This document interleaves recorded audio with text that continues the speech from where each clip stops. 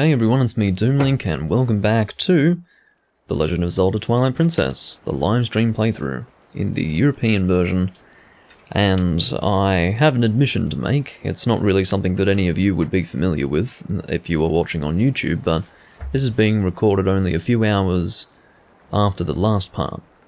The admission is not that. The admission is in fact that I might be slightly obsessed with the game, because normally I wouldn't be able to sit down after such a short time has transpired since the last time I had sat down and played the game and actually continue playing, with the desire to probably sit down for a session of about 2.5 hours or something like that.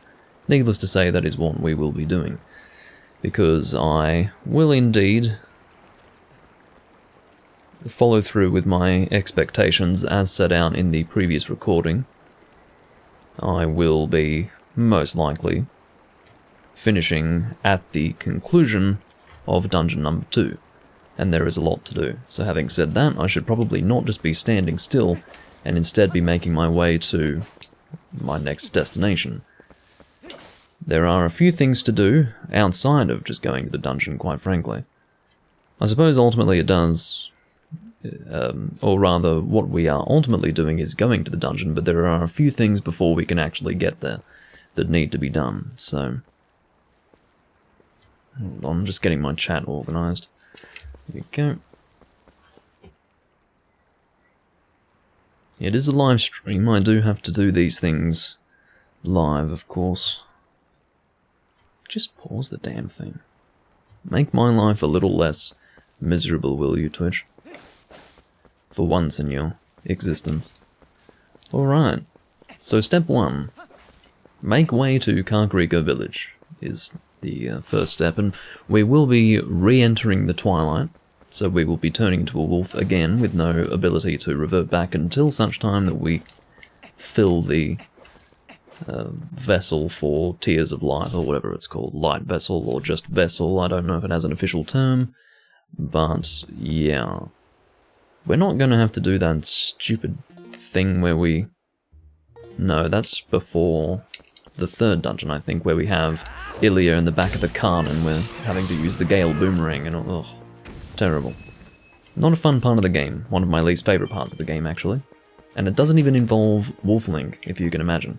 As I said in the previous video, and as I've said many times in the past, it is usually Wolf Link and being forced to play as Wolf Link that results in people taking issue with the experience of playing the game. They're like, oh, Twilight Princess sucks, I hate playing as Wolf Link. You know, usually those statements are...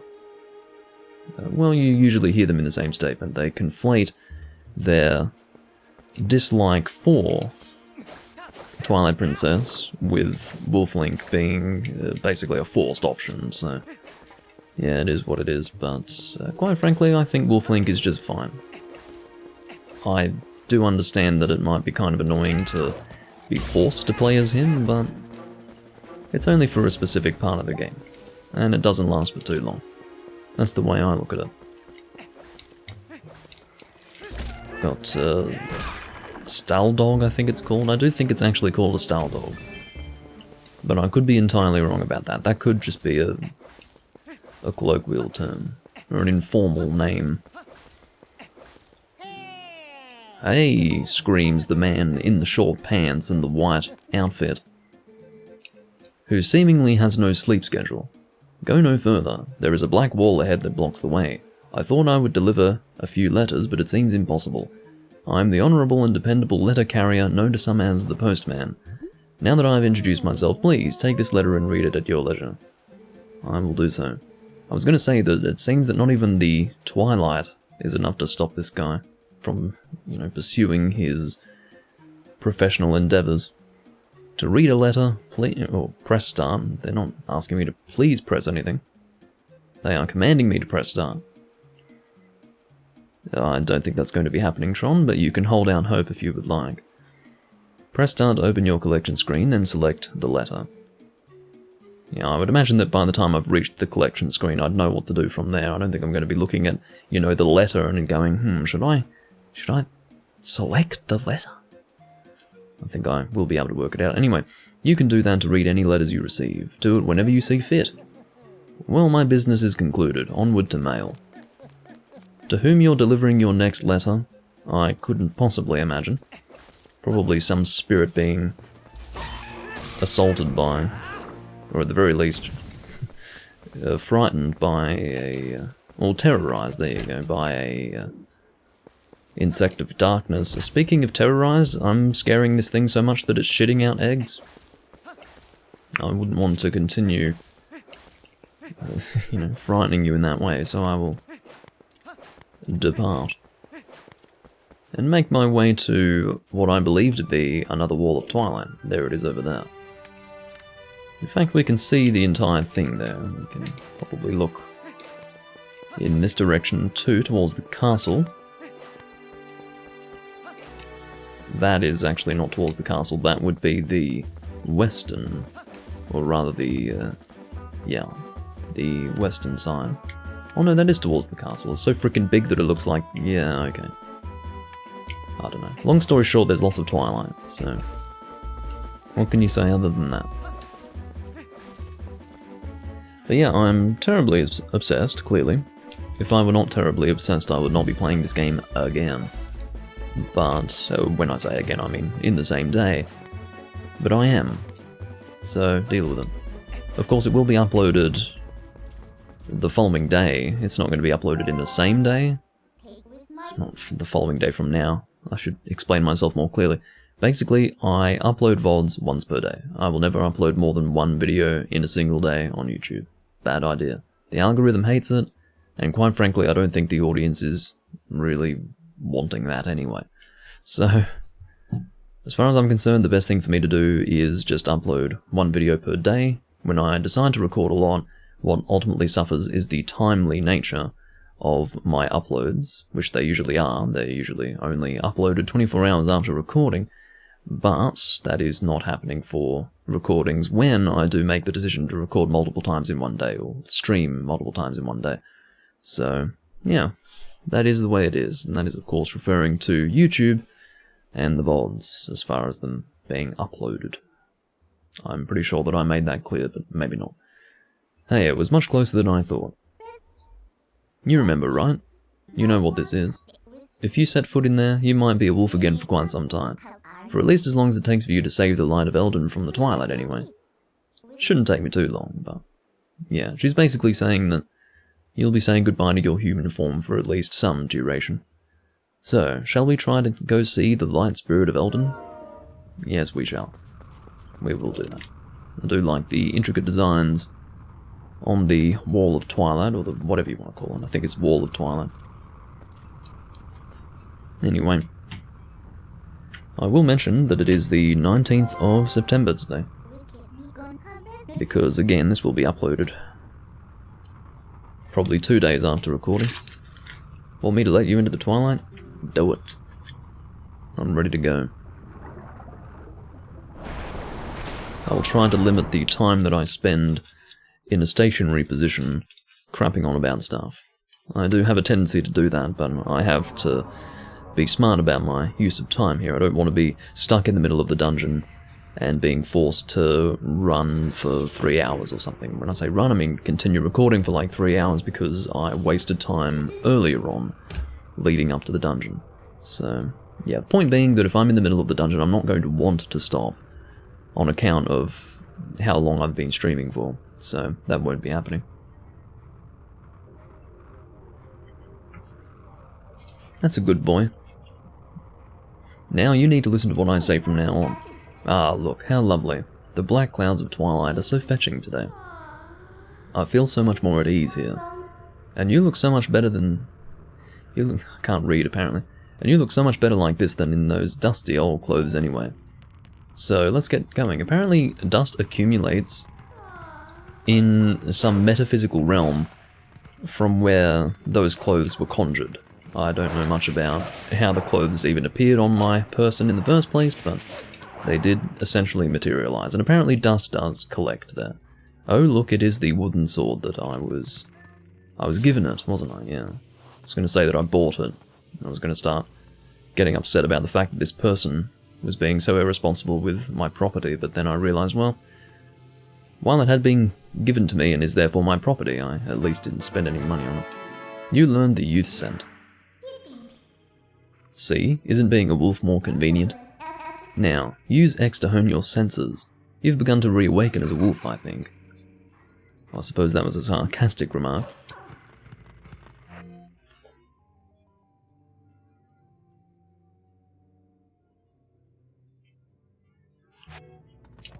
I wouldn't know, Tron.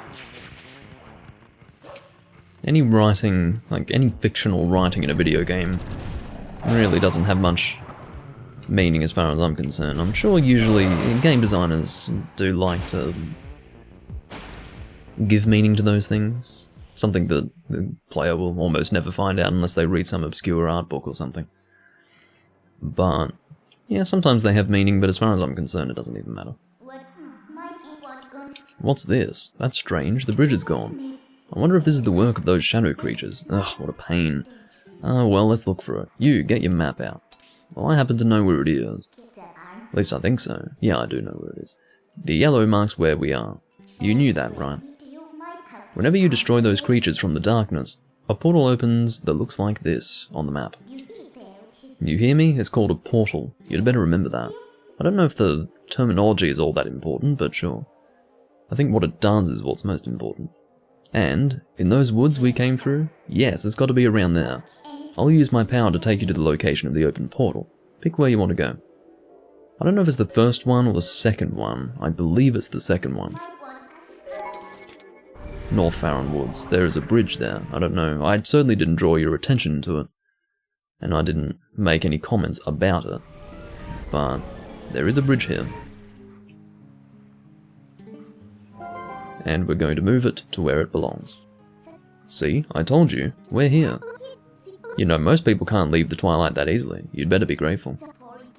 It's your job to look for the bridge. Look hard. Well, I don't really need to. It's already in my field of vision. Wow, it's perfect, don't you think? What do you think? Should we take it? I'll just speak to her. Don't know what I would have to say to her. Good little obedient wolf. Yes, thank you. I'm so obedient. Hello, Potato. Any updates on when we can play World at War? Huh? Huh? I'm waiting so very patiently.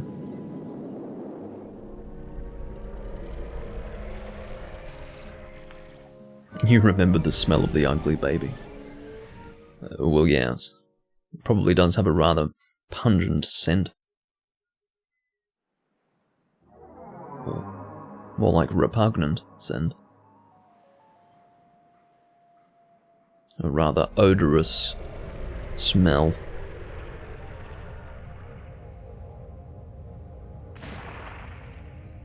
Alright. No, but yeah, the baby is actually frightening. Because it looks like it seems like it has some sort of deformity. It looks like maybe... Oh, there's a particular syndrome where you've got adults who look like children. It's similar to that. It almost looks like maybe a 10-year-old who still has the body of an infant or something like that. That's what it looks like, because the head's too big. Like, the baby's too big. It's like the fucking child of a giant or something. It's a gross-looking creature. See? Just as I thought. So, isn't the power of Twilight amazing? Call me if you need the power again. It should help you find what we're looking for, don't you think? Alright, let's keep going. Very well, Midna. I shall do as you ask. Looks like we've got some enemies up ahead. May as well take them out. See, he's lying on the ground stunned, but I can't do anything about it because I'm not Human League. Wolfling does not have an equivalent ability that will allow him to attack an enemy while they're on the ground, annoyingly. If you learn a sword skill, you don't suddenly gain a new skill as a wolf, because it's a sword skill. It's a hidden sword art. Which is funny, it would make sense if they did that, wouldn't it? Because if you think about it, the guy who teaches you the sword arts also has the ability to turn into a wolf, so it would make sense if he taught you a new wolf move as well. Now that would be an example of a good way to, I guess, remake the game. You know, adding functionality like that. But I wouldn't trust Nintendo to remake Twilight Princess, they'd just fucking ruin it. Instead of keeping everything that was in the game, and then adding little things here and there just to give it, just to increase the dynamic nature of the fight that you could, or the fights that you engage in this instance. No, I think they'd just fuck everything up. That's what I believe.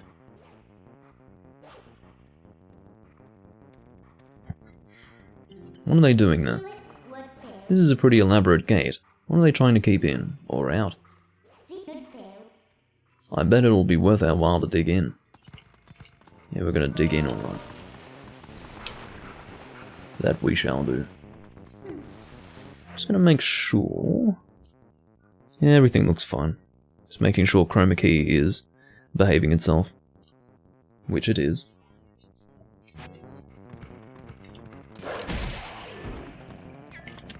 Just attack you in the meantime while you're taking your sweet time to get up off the ground. It's just as well that I'm so accommodating, isn't it? Just waiting for you to get up so that I can hit you again. As opposed to just hitting you while you're down. Link is by his very nature a pacifist, as we can tell. So here is Karkrika Village in Twilight, or in the Twilight realm.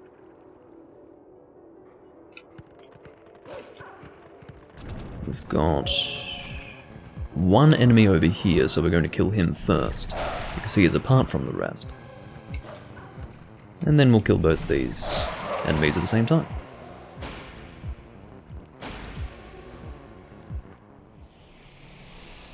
I've done something slightly different with the video this time as opposed to last time, like the last two recordings.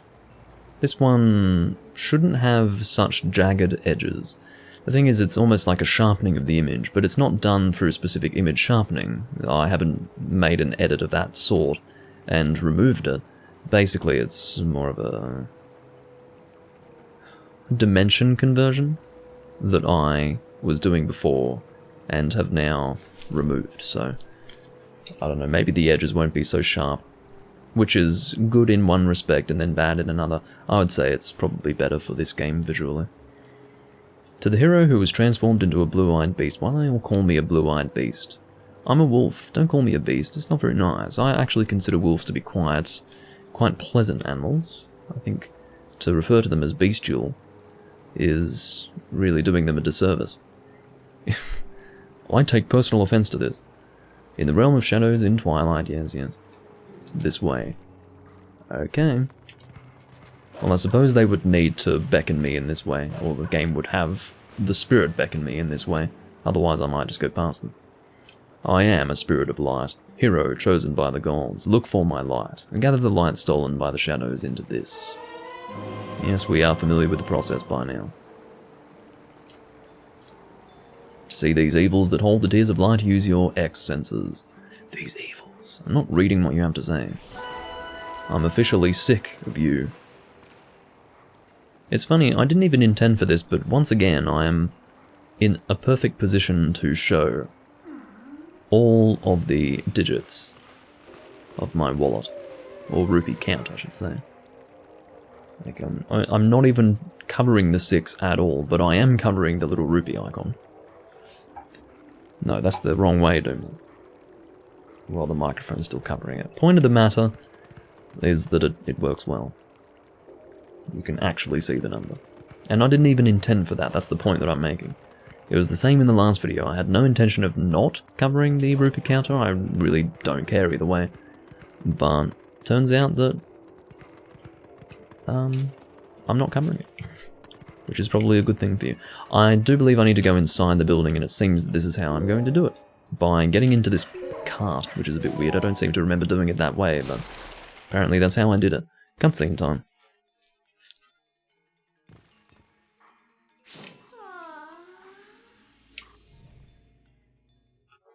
I like how we had to wait for Midna to yawn before the cutscene initiated.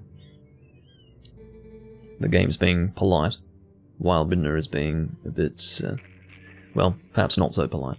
Cripes, I don't see those black brutes anywhere. Could be interpreted differently.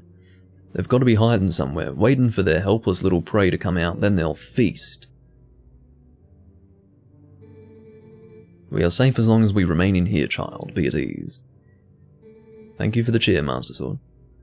Oh yeah, I wonder if the monsters out there agree with you. They sure didn't seem impressed by my bombs. How long do you think we can hold this sanctuary against beasts that strong, huh? Once they attack, it's over.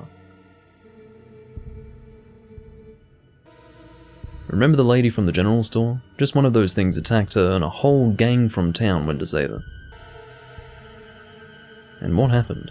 She was already gone, and there were 2 monsters waiting. She's basically scared shitless.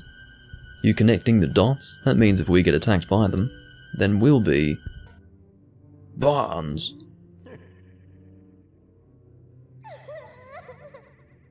Well, there you go.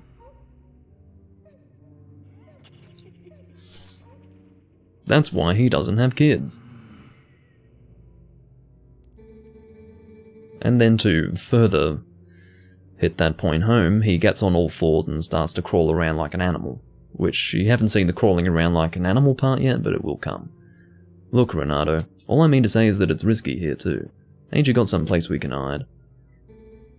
There is a cellar. And that's what I mean about the animalistic crawling. What? You've got a cellar? Where's the entrance, man? The entrance to the cellar is designed to open when all the candles have been lit. I don't know who the fuck designs a cellar in this way. Don't know if it's some sort of security measure. I would not do that.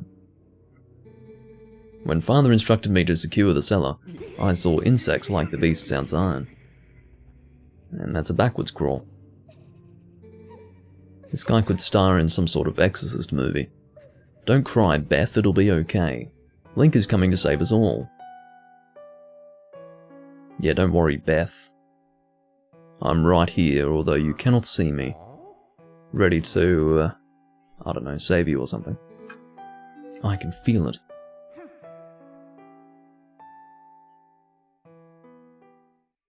Well, there you go.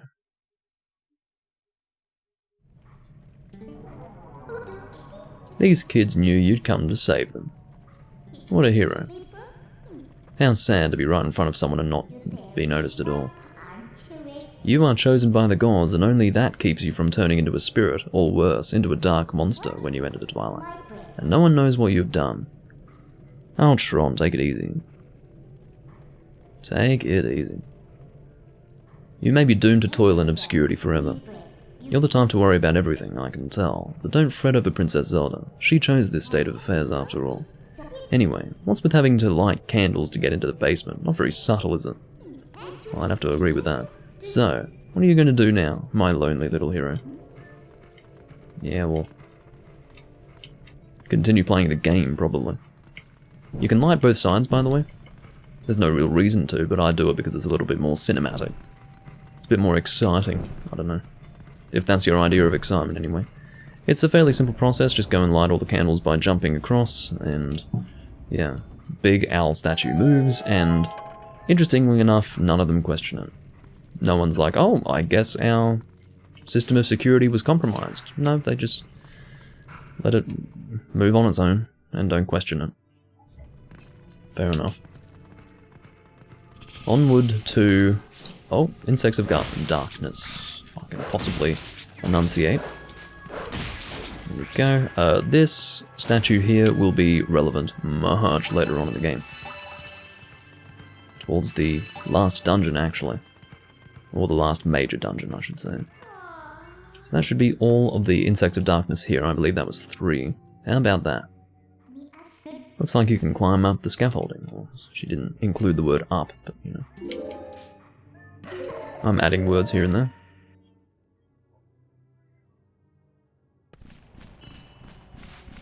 I don't think no, he doesn't say that, Tron. And it is not the cellar that's moving, it's the entrance to the cellar that's moving. You fucking idiot. Alright. Dig. You don't actually need the prompt for it to work, by the way. But the prompt does help, I guess. Being attacked by Keese as well.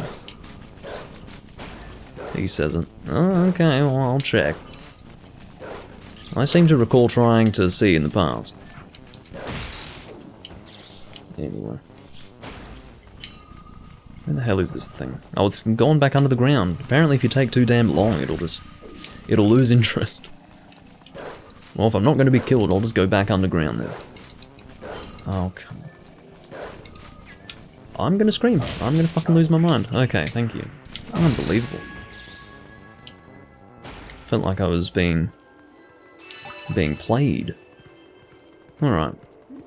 I believe it's only one in the graveyard, so we will move on. Unless we want to kill a Poe here. There is a Poe in this location, but I don't plan to do the Poe quest. I'm assuming the Poe still appears in the Twilight realm? Apparently not. I'm pretty sure he appears by this tree, or at least one of the trees. I can't really remember. I have no intention of doing the Poe quests. I would only ever do the Poe souls if I were wanting to do 100%. Unless there's a good reward for maybe gathering 20 of them. If there's a good reward for gathering 20 of them or something, then I'd probably be willing to kill some Poes, but outside of that, no way. It's a fairly time-consuming exercise. We go up here. There's apparently one in this building. I'm just going to assume that the access point is from the roof, or on the roof. Come on. Out you go. That was not really helpful, was it? Smashing into that, and happened again as I was trying to explain it. Excuse me. I don't know where this insect of darkness is. Sometimes it's actually visible. Wait, what's this? Oh, that's... See that thing in the distance? It actually... Oh, I see. I was supposed to follow the scent this whole time, and I never did. That's kind of funny. Yeah, the used scent was supposed to take me to where I ended up going. Oh, I think it's down here. Here we go. That's my entrance point.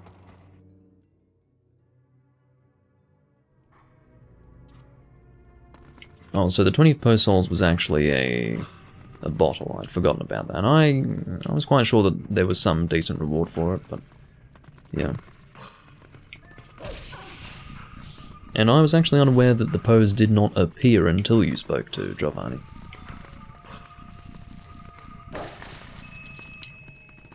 Oh, there's probably an insect of darkness here that I need to use my sense to see. There we go. Thank you. And that should do. Oh, I'll need to figure out my way out. I crawled through a hole, didn't I? Where was that hole? I think it was... here? No. Here. There we are. I have no more business in that room.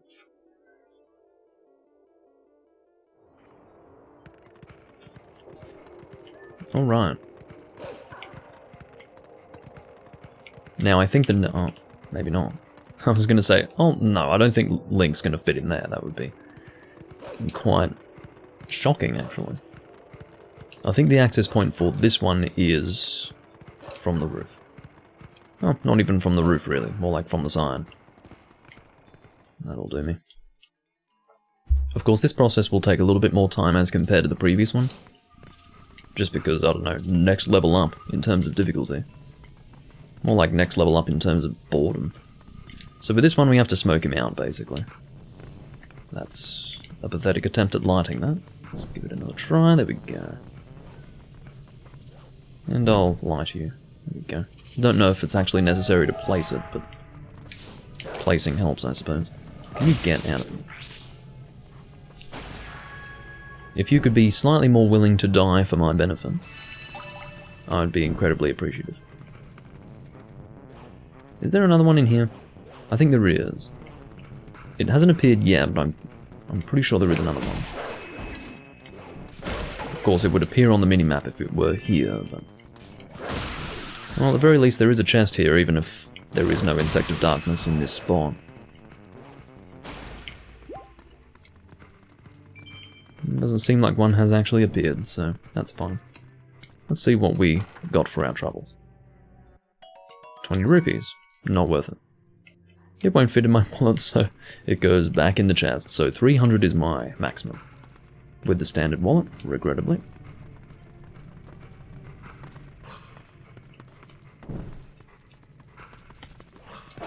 go and exit. Oh, I see, yeah. There is another one upstairs. Jeez, they really make you work for this one. And I'm gonna kill you. I believe it's inside the cabinet, isn't it? Yes. Well, not inside the cabinet, more like behind the cabinet. There you are.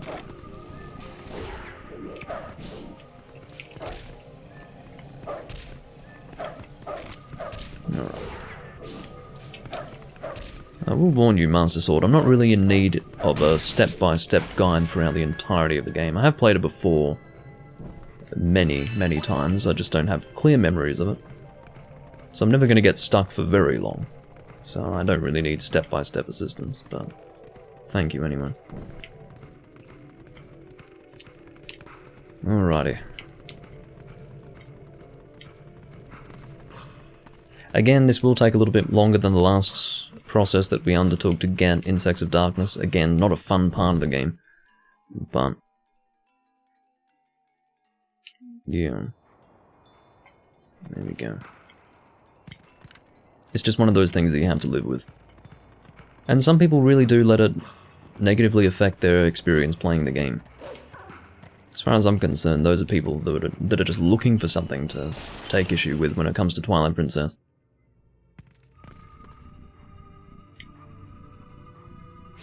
Ha, 2 game overs so far. Well, I suppose you're right about that.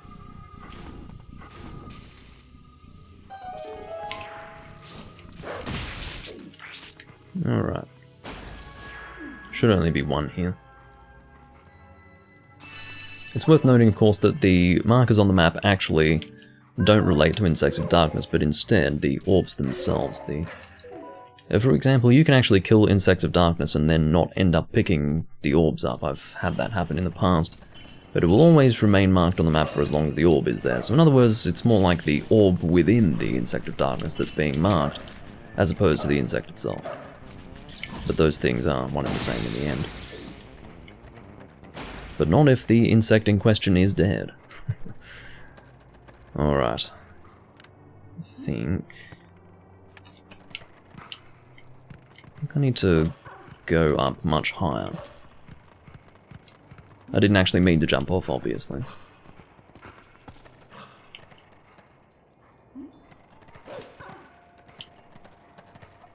I think I'm supposed to get on top of here, aren't I? And jump in some direction. Perhaps not. But as I understand it, my access point for this building is up there, so therefore... I see. It's actually around here, I believe. Maybe not. But see this pathway up here? I just need to find my access point for that, because basically we require Minda's assistance to get to these higher places, and it's all about finding where you are supposed to stand to get Minda to actually give you the Z prompt. Actually, no, that might not be the pathway up. That's not looking like it. Alright, we'll have a look over here then. This'll be it. This looks like a way up to me. Actually, this will let us inside this building here. And then maybe I can go up. Yeah, that's likely how it works. This is how I'll get to the higher level. Oh, never mind, I thought that was targeting an Insect of Darkness or something. What does this say? Flammable. Lantern strictly prohibited. Prohibited run. Very well. Don't think I'll be whipping out any lanterns anytime soon.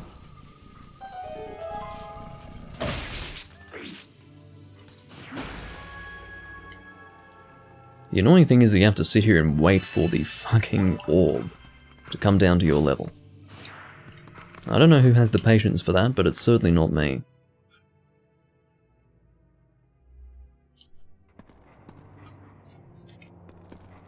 Alright. Now, the collection of insects over there, we will acquire those all in one go, because that building's going to burn down. In the meantime, we'll get the one that's on its own, and then we'll go and gather the ones in that building. think there's like 3 or 4 that you get all at once. And you don't actually have to raise a finger to kill those particular insects of darkness for the reason that they will die on their own. They will burn to death. And what will be left, however many orbs of light will be left over.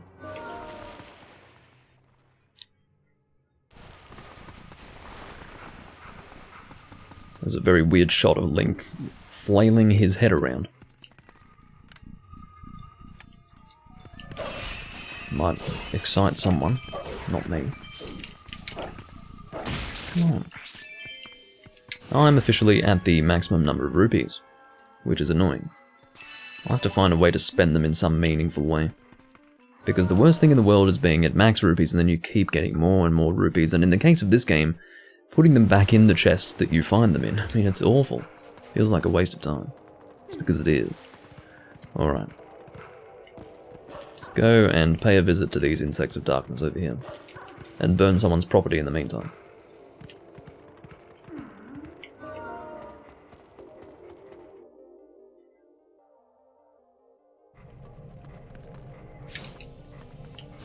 So it's another case of lighting the furnace. This time we need to find a stick here. And go to the fire. And light you. Oh, I see what happens. The insects themselves actually light on fire. But, yeah, well. I like how the fire actually starts to spread while you're in this text screen. That's kind of concerning. Sorry, but as romantic as this is, I'm not going to stay here with you. I'm getting out. Yeah, right here. So we will leave. Just heard my disc forcefully load in that moment.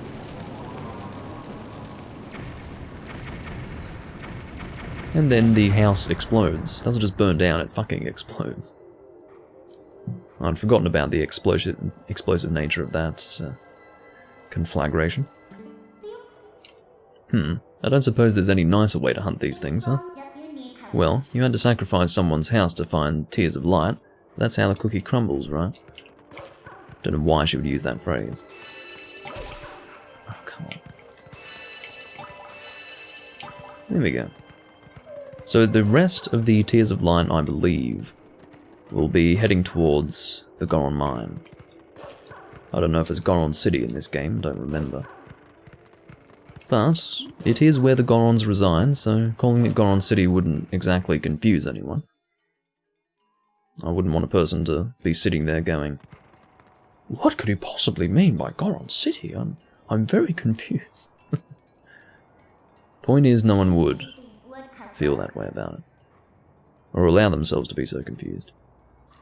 Looks like the path's impassable. But I can get you up if you want to go. I do want to go. I have no choice. I must go this way. As a human, we can just climb up the grate there. And there is our first Goron of the game. But we can't really interact with him. Obviously.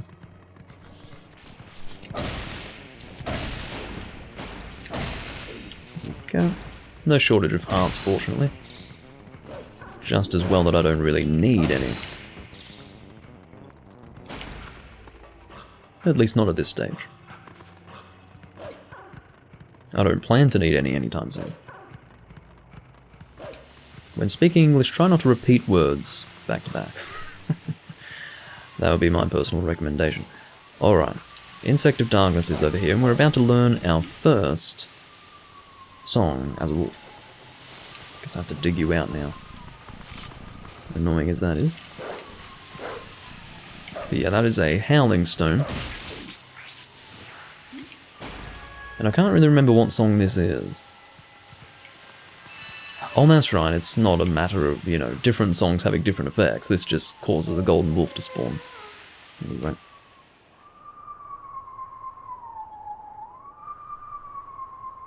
Yes, yes.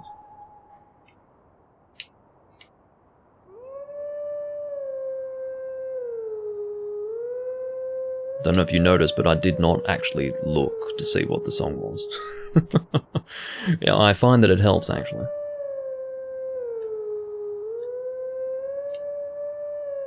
Yeah, okay. I was actually looking off somewhere else, and I was hoping that I'd be able to get it right by listening to it. I believe that's it. There you go. Now, what I find to be really frustrating about these cutscenes is that you can't skip them. It would make sense if the first cutscene could not be skipped. Thank you, Tron. That's exactly right. Then they've got the balls to make you play it again. But the point is, it would make sense if you couldn't skip this part. But the part where the wolves start howling to each other, oh my god. Some people hold A and spam up and down. Well, those people really need to develop a sense of romance. I mean, imagine doing that. I mean, that would take me out of the game. I would understand it if people did that if it were somehow difficult, but it's not. It's a very simple system. It was designed to be simple. Whether or not it's easier than playing the Ocarina, I couldn't say. I don't find either of them to be very complicated. Let teachings of old pass to you. Take sword in hand and find me. And then you commit suicide. Which is fine.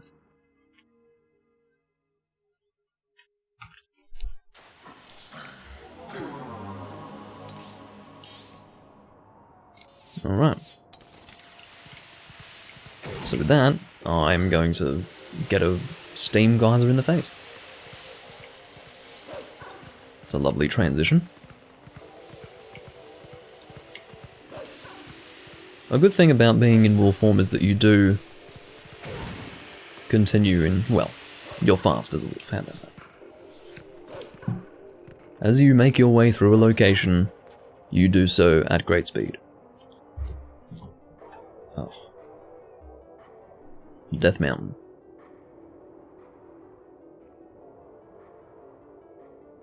And here is a warp point to Death Mountain. We will identify the one that is apart from the rest, and kill him. He's minding his own business, probably a bit of a loner, and I will take his life first, to put him out of his misery. Didn't realise there were 4. Almost fucked that up. Fortunately, because I bounced off one of those walls, I did not end up hitting the 2 that I had targeted. Just as well.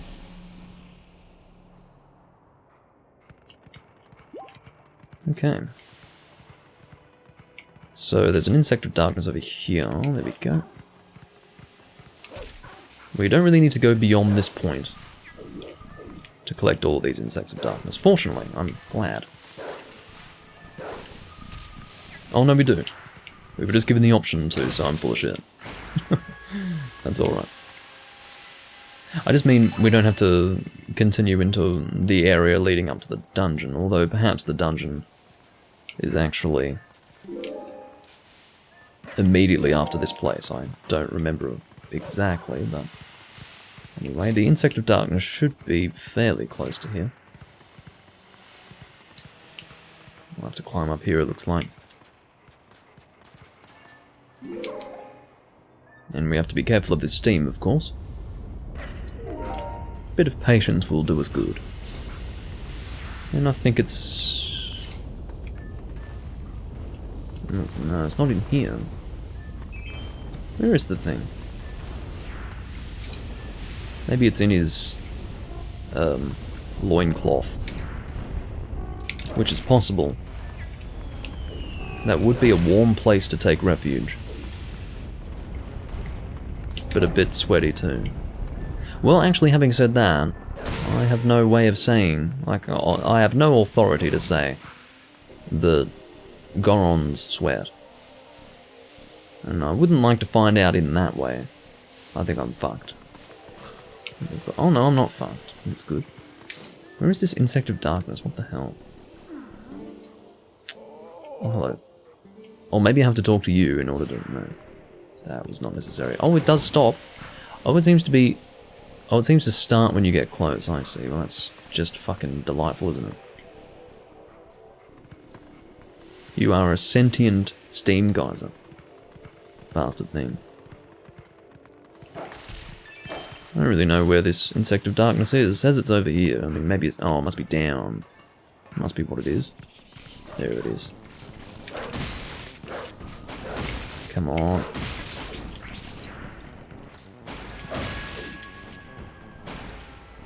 Get over here.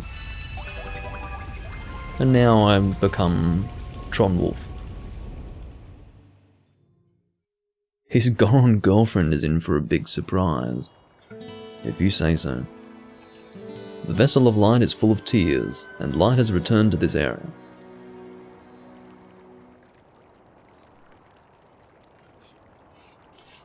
And these kids are going to be in for a big surprise as well.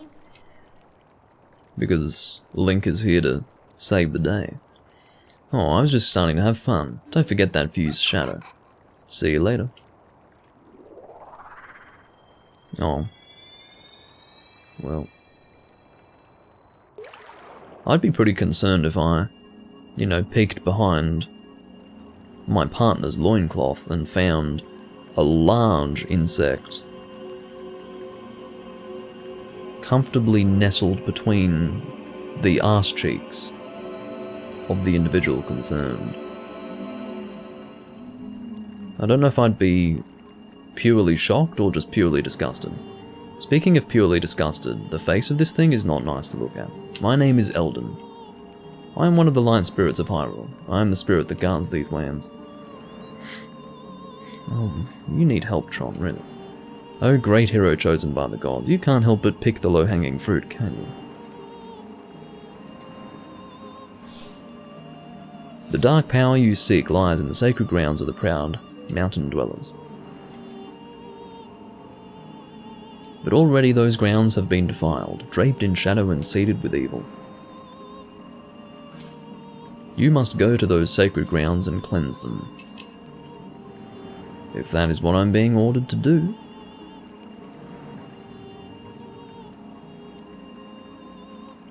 Because it didn't sound like a request. If you're gonna disappear, fucking disappear. Honestly. I'm not here to watch you gracefully spread your wings and slowly fade out. Like, oh, fuck off. I've got business to do. I've got a world to save. Oh my god. Touching reunion. Colin literally gets thrown onto the ground and he face plants. He's probably broken his nose now. See, Beth, I told you Link would save us.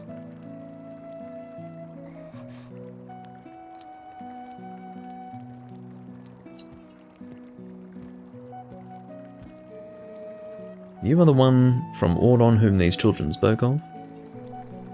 We are well met. I am Renato, shaman of this town. And this? This is my daughter, Luda.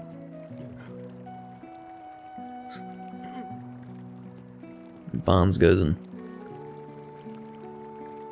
trundles off. The beasts took us and left us to die, but Mr. Renato found us. At first I couldn't believe they had come from so distant a place as the Ordona province. So distant a place? Fucking small country problems over here. So distant a place. What, 10 minutes walk away? Fuck me sideways. Yeah, we don't remember much. It's this guy speaking poorly, not me. All of a sudden everyone was captured and then, until now, it's been like a nightmare. Looking at your face is so unpleasant. Yeah, it was like a terrible dream and we couldn't wake up. Nightmares are everywhere these days, it seems. This village has certainly seen its share of recent hardships. The dark beasts attacked, but even worse was the sudden and inexplicable change in the mountain-dwelling Goron tribe. They had long been our friends, but suddenly treated us as foes. Even now they refuse to permit us entry into their minds. It strains the limits of belief to think that such a gentle and proud tribe could change so suddenly. It makes me wonder if something in those minds is the cause of this change. You never know. In any case, you must take these children and flee this village before nightmares descend. I, of course, cannot leave my village in such a time. There is no telling what may happen to us here. But it is my job to try to coax the Gorons back from their recent change of heart. Okay, the one in the middle is making a gross face. You know, along the lines of physical deformity as opposed to, you know, just making a weird looking face. Anyway. I think they're, well, don't think we can really get those hard pieces that I was thinking of. I think I need to purchase bombs first. Whether or not I can purchase bombs from Barnes, I couldn't say. We're about to find out. Remember when I was talking about finding something to spend my rupees on that was somehow meaningful? That would be an example of what I'm talking about. I would very much like to get bombs from Barnes. Let's see what he's selling. I don't know how much a bomb bag is. I'm going to guess it's like 150 rupees. That would be my estimate. Let's see if I'm right. I believe this is his buyback, and this is if you're just going to buy from him. Oh, he probably... yes. He doesn't have bombs at this point. So I unfortunately cannot buy bombs from him. Guess we'll just have to wait patiently. Now, we do indeed need to give you 100 more bits if you beat the Goron at Sumo first time, no loss. Okay, I think I can do that. It's not too difficult. And I think I've got a bit of a strategy. I think I've worked it out. Last time I was playing the game, I think I actually worked out a strategy to consistently beat him without difficulty, but I don't know if I'd be able to work it out first try. We'll see. Depends on how good my powers of recollection are. Probably not all that good. Now, I do believe that we have to first and foremost be thrown off the edge by this Goron in order to basically be prompted to get the iron boots. I don't know if talking to Renato is required after that. I don't really remember the series of events, but I do believe that it is required that we are thrown off by the Goron up here.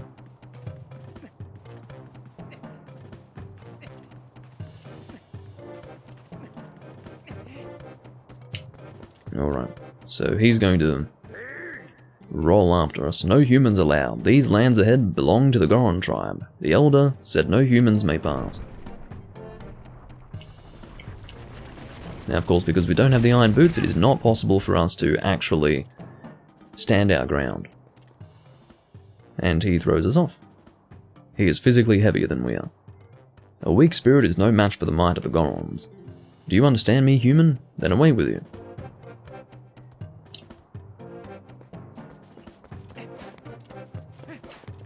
Alright. Now that that has happened, we should now be prompted to go and get the iron boots from the mayor. But I think we need to talk to Renato for that, because I think it's from him that we hear. Yes, there we go. I'm glad we don't have to seek him out, he's already standing there. I hadn't really remembered that. Ah, how fortunate you are in one piece. I saw you heading up the mountain trail, so I was worried. Are you trying to reach the Gorons of Death Mountain? It's far too dangerous, Link. They recognize only strength. A normal person could never persuade them. But I do know one person who is able to best them and earn their trust. It is a man who is so fat that he is actually about the same size as a Goron despite being a human. Or a Hylian, whatever they're supposed to be. I don't know what his race or species is, whatever you would call, I guess, race. You may know him as the mayor of your hometown, Ordon. Please go to him, and while you are there, please let him know that the children are safe. Of course, getting them back would be best, but we could not keep them safe from the monsters on the road without a horse and cart. I am getting flashbacks to that side quest. Well, not so much side quest.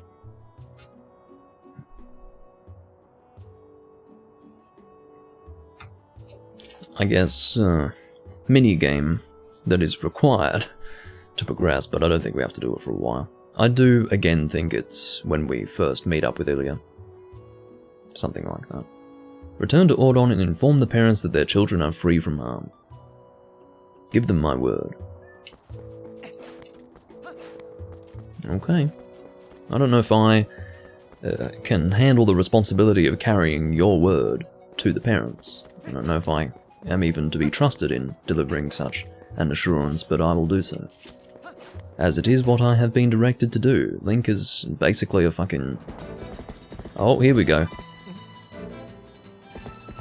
Horse is out of control. Horse throws off the enemies. I mean, imagine this thing galloping towards you. I would shit. Horses are dangerous, you know. time to wrangle this thing. Off we go, Link. Useless horse. Alright. So we basically just need to follow what's on the screen. It's basically a prompt. Don't even look at what's going on. And then I think we press A to seize. There you go. Don't even look at what's going on the screen. You're welcome to if you're just, you know, watching the show and you're not involved in actually playing the game. But if you're playing the game, don't even look at what's going on the screen because it will distract you from the on-screen prompts. So, well, when I say don't look at what's going on the screen, I don't mean don't look at the prompts. I specifically mean to focus only on the prompts and nothing else. You're not too shabby a wrangler after all. Won't this make getting back to your town a lot easier? Now go finish your errand so we can get back. Yeah, that's what I was going to say. Link's very much an errand boy at this point. It's how it feels. But anyway. Finally field. And we can jump the fence, of course. Or the gate is really how... Oh, God. I'll come to think of it, I didn't read your previous letter. I was so unenthused by your appearance. And when I say appearance, I mean the fact that he appeared, not his visual appearance. His visual appearance is definitely, well, disconcerting. But, yeah, in other words, his appearance, or his arrival, let's say his arrival, just to expel any possible doubt or misunderstanding as to what I'm referring to. It had such little impact that I didn't even remember to read the letter that he had given me, so let's go and do that now. We will read the previous letter and the one from Uku. We got one from the postman, okay. About mail deliveries, even got a little star stamp. If I have a letter for you, I will approach you at high speed. Please do not flee. The fact that he has to tell you not to flee really says it all. Dear adventurer from Uku, I was so happy to meet you and spend a bit of time with you. I don't know who wrote this letter for Uku. I can only assume that someone wrote this on her behalf. I don't know how she would be able to handle the writing of a letter, at least in a way that would be in any way legible. I am planning a trip to a new location, just so you know. If you continue your journeys, we might see each other again. So take care of yourself. P.S. I didn't have a chance to tell you this last time, but I have a son. Okay. I'll introduce you if we meet again. He's a good boy who can help you like an item, so be nice. So basically, you want me to treat him like an object. Okay. I've never been so directed to treat someone's child like an object, but sure. If that's what you want me to do, then I'll do that. I'm in a rather reciprocating mood today. I seem to be obliging everyone in their requests, so that's fine. Oh dear. So yeah, it is definitely going to be faster. As far as see, I don't like this angle. I would like a slightly. I want this to be a little bit more overhead than this. I want a higher altitude perspective. How about that? Sort of angling down. But if I do that, it pulls the camera really far back. Well, actually, it's not too bad in this part of the area, but actually that's probably quite fine. You take care of yourself too, chicken tits, says Link, apparently. Right. Do you have anything to say about my steed? Perhaps you're intimidated by it? It'd be funny if he was intimidated by it. I'm really struggling to... I'd love to act... You know what I'd like to do? I'm gonna do a thing. And this might be a bit unpleasant to some of you. Check this out. No, not this. This. I'm trying to get Epona to stomp on his head. You were probably thinking that I was gonna have Epona, like... Yeah, anyway, it doesn't matter. It's not working, and I tried to do a funny thing. That's disturbing. Talking to you from this angle is just wrong. I feel like he's giving me the eyes, like, so, you need oil, guy? Right now, we have a 100 rupee oil bottle. It's like, yeah, tell me about your oil bottle. And then he goes and sticks his head in Epona's, well, lady place. Which is fine. Essentially, if he can't get his way with me, he'll settle for the horse. Which is fine, but not really. Point being that that guy's gross. We are headed for the village. Anyway, I was going to make some reference to, you know, the way one would use oil in sex, but then he stuck his face in the horse's crotch and I found myself immediately distracted from what I was about to say.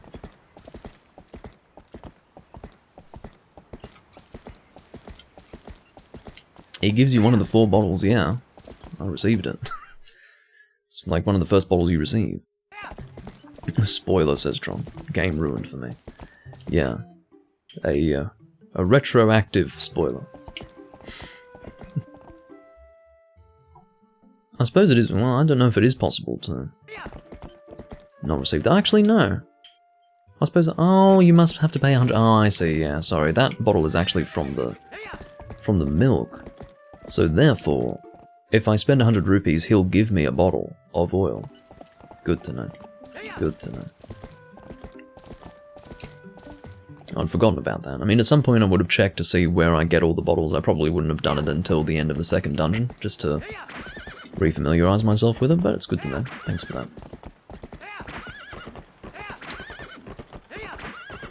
I'd forgotten that the bottle that I have is actually from the woman in the shop. So it turns out that it wouldn't have actually been it wouldn't have been a complete waste of money had you spent 100 rupees on his oil before the first dungeon. I thought that I was making a good purchasing decision, and I felt like I was, but still, I will actually go and purchase that. He gives you a lantern and a bottle. This guy's... he's packing. I'm sorry for, I guess, being so intolerant of your desire to have your way with my horse, but here, I will provide you with what you seek. Hold on. Ugh. Well, there you go. There you go. You can have some horse milk. You give me oil, I give you horse milk. Buy an oil bottle. Thanks a lot, guy. Yeah. Now, is he going to dip his head in the crotch? Let's have a look. Oh no. Say, guy, you been to the forest temple yet? Yes. Isn't it great? I mean, sure. There've been a couple of monsters stirring things up lately, but still. That's just the world we live in right now, you know what I mean? Things are rough all over. You don't need to restrain yourself, my friend. That's alright. He's feeling a bit shy now. It's quite alright. I've drawn attention to his sick fetish. So I will move on.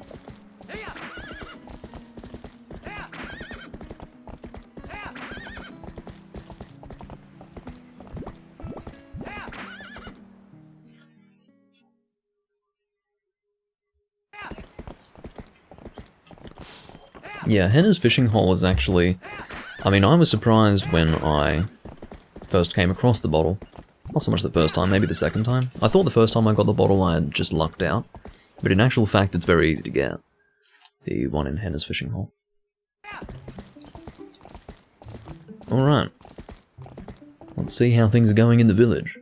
Everyone's freaking out about the fact that their children have been taken. But you don't need to freak out anymore because I am here. Hello, man. Link! Whoa, it is you, Link. You're safe and sound. Your clothes. What happened to you, lad? I just became the hero of time. It's not a big deal. Come quick, inside. What, with the horse? It's very hospitable of you, but I'd recommend against it.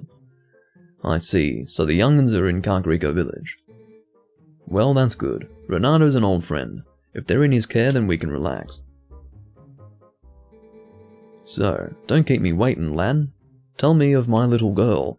Ilya is with the rest of them, right? No, I'm sorry to say, but she is unaccounted for and likely dead. Oh, I see. That ain't what I wanted to hear. No, I can't imagine it would have been. I guess I need to think of all all 5 of those poor kids, not just my own. They're all in danger. What I should be asking is how I can help out. You have something that I seek. What's that now? The Gorons of Death Mountain? No, I said that you have something that I need. I see, so Renato told you that. Well, it's true. I did defeat the Gorons in a contest of strength and earned their trust, with the help of a little secret. I can teach you the secret. It's not a matter of teaching me anything, it's a matter of just giving me the damn boots that you use to cheat your way to victory. But can you promise me that you absolutely, positively will not disclose it to anyone? Well, I'd be slightly more inclined to enter into this agreement with you if you were not screaming in my face. Maybe some people would be intimidated into it, but, you know, I would say that we are on fairly good terms, and I would ask that you treat me with a little more courtesy than that. But fine. Seeing as though I have to agree to it, to progress through the game, I will do so. Good, alrighty then. Absolutely no one. And then he moonwalks off. Is that the secret? That you were once Michael Jackson himself? I don't know. Link, you've heard of sumo wrestling, right? Gorons like to match strength in sumo contests.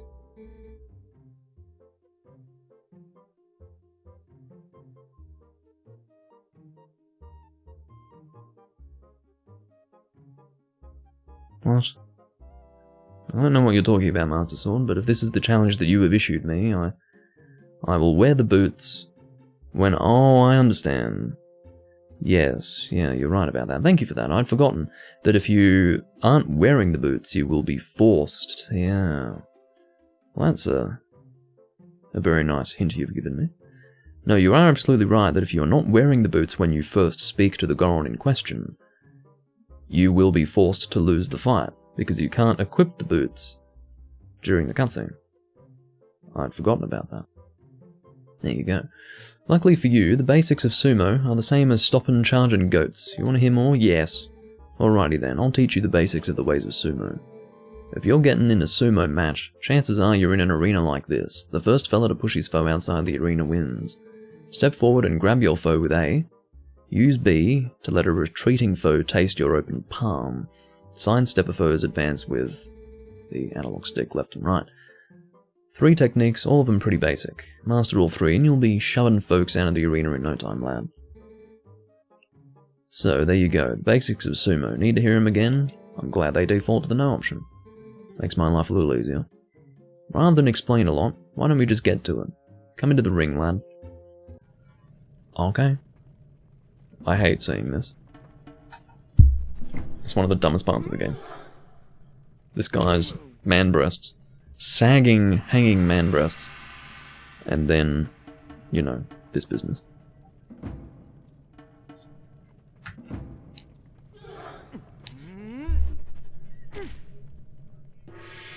Link's a few steps away from being obese enough to sumo wrestle. But that's alright. He will make up for it with sheer skill. That's alright. I just need to remember what I'm doing here. I'll slap him, yeah. Just remembering what my options are.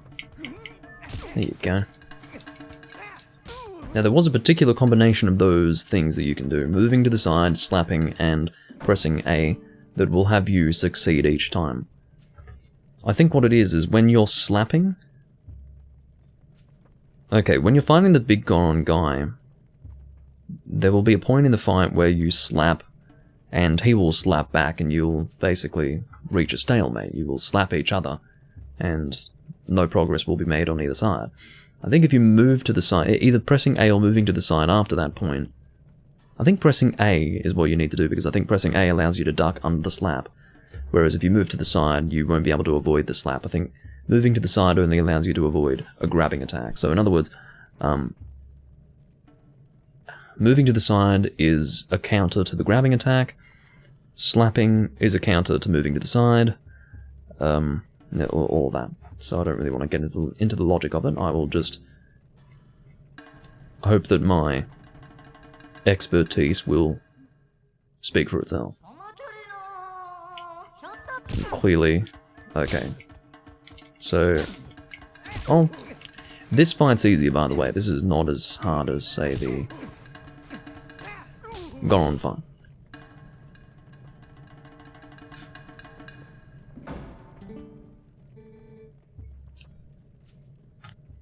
Oh, not too shabby, lad. With your natural talent, I'm sure you can take on the Gorons. I'll try. You've gotten a sight stronger in the short time you've been gone, Link. Strong as you are, though, you can't hope to beat the Gorons wrestling with power alone. Those Gorons are made of rock. No, the secret to beating the Gorons is locked away in that chest. Take it with you, lad. I will do so. Thank you. Link's eyes were bulging out of his head. You got the iron boots. Now, why they were creating such a bright, shining light while sitting in a chest, I couldn't possibly know, but you can probably tell those boots are made of iron, lad. Well, that was part of the written description. Whoever wears them won't easily be pushed around even by a Goron. If you're fixing to find a Goron, be sure to wear those boots. Let's be square though, lad. You can't ever tell anyone about those boots, especially Renato. Well, what I struggle to understand, man with horns coming out of his face, is how no one ever noticed that you were wearing them. You must have had to take them off at some point, or put them on at some point, and they're a bit noisy when you walk around with them. It's not really natural to be walking around in boots made of iron, you know. So why it's such a secret, or how it remained such a secret, I couldn't possibly begin to understand. Also, I would like to express my condolences in regards to your hair, and also in regards to the fact that from behind you look like a circumcised penis. Alright.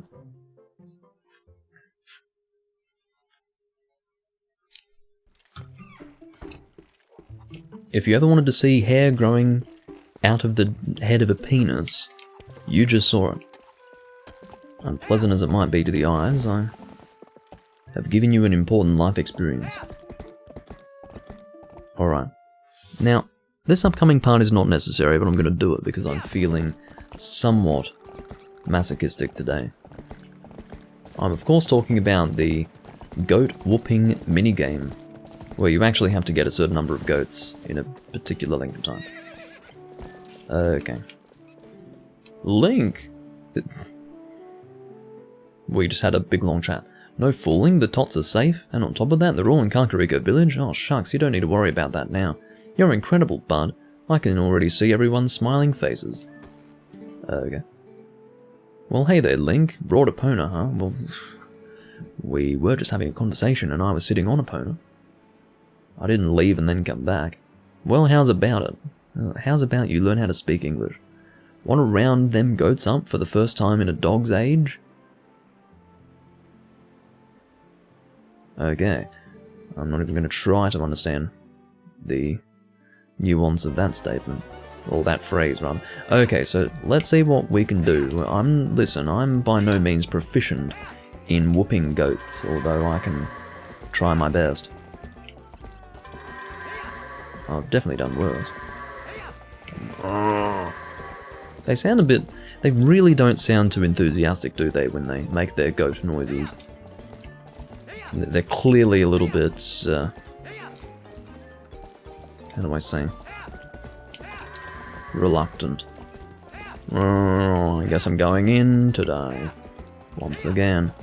I'm doing what I can, I'm just trying to... See, now that goat who just went to the left, he's fucked my time. He's really fucked my time. Just go in, you fucker. Alright. The annoying thing is you can't speed up or anything. Whoop. Just go, for fuck's sake. Now this guy has to... See? This is what fucks up your time, is when goats choose to do this. Now, I've done reasonably well, I will say. But some goats, all you need is one aberrant goat. One goat who chooses to be uncooperative, and you're fucked. And in this case, the goat's over there. And speaking of uncooperative animals, Epona's not being too cooperative either. I think it's under 1 minute and 30 that I'm supposed to get it for a piece of art. But I don't think that's going to be happening. Go in there, man. If it's under 2 minutes, I've got this in the bag, as they say, which is a phrase that I don't often use. Can we please just go in the direction that I'd like you to go in? Anyway, point of the matter is, if you get any... I can't believe what I'm saying. You need to actually Behave yourself. Go in there, you fucker. Alright, 1 minute and 48. Not that great, but could have been worse, I suppose. Way to ride. You wrapped that up in just 1 minute and 48. Yeah. As promised, here's a little healthy gift for you. Okay. Apparently that was fast enough. I'll fucking take it. Maybe it's under 2 minutes. I don't know. But good enough. Thanks a ton, Link. Quite welcome. Thanks for the piece of art. Almost got another heart container already. I should be able to get another one before we start the next dungeon. Although I'm a little concerned that I'm 1 hour and 15 minutes in and I haven't even reached the dungeon yet. Or I'm not even close to reaching the dungeon, really. Should I bother talking to these people? I don't really want to. I mean, it's nice for the story, but I've done it in the past, so I'm just not going to do it.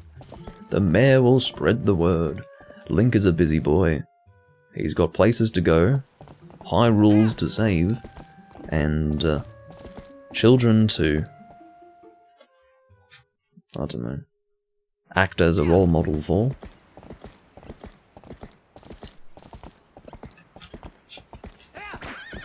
But yeah, I am going to now, because I believe I don't really have anything else that really needs to be done in Ordon.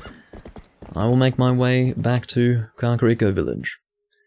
And I'll see if Barnes is selling any bombs. He might not sell bombs until after the dungeon, I don't remember now. But we will find out.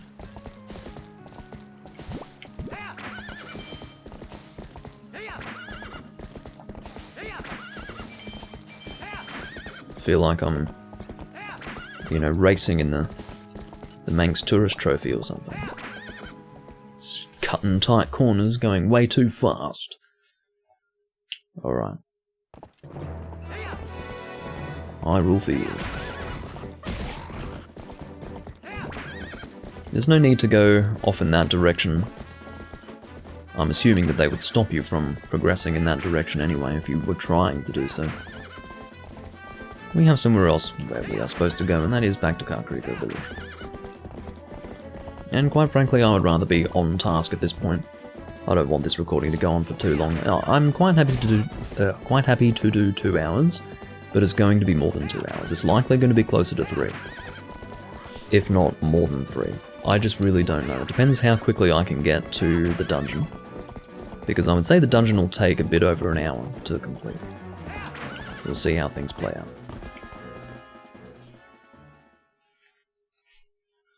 I cannot know until I know. Oh, that's right. This is exactly what I'm talking about when I say that there are a lot of things to take care of before the beginning of the dungeon. I have to deal with this too. I have to do the jousting with the fat man on the boar.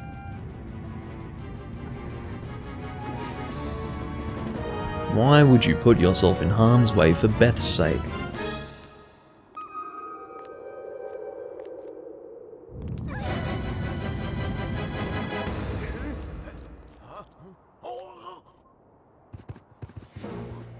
Okay, Master Sword.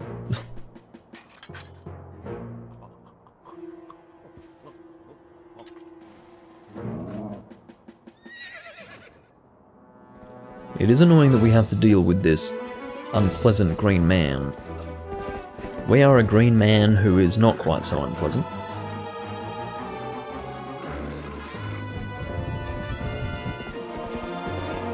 But you know, it's one way to keep things interesting, I will admit.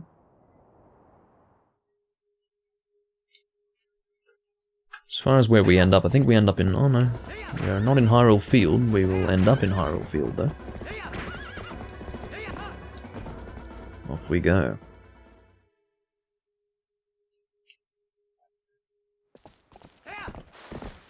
This is a precursor to the final fight with Ganondorf, honestly.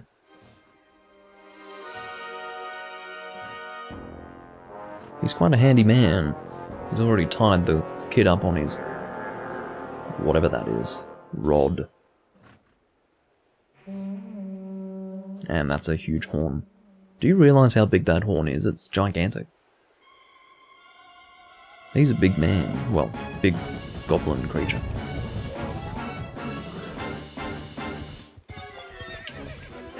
Okay, so the idea is to try to cut him off. Trying to catch up to him.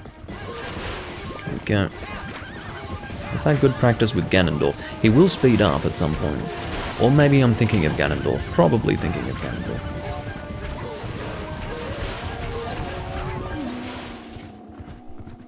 I've had good training with Ganondorf, let me tell you. It's basically the same as the horseback Ganon fight, but this is obviously much easier. The fact that that boar can get that much air is, honestly, difficult to imagine or understand or anything. Difficult to make sense of, we'll say.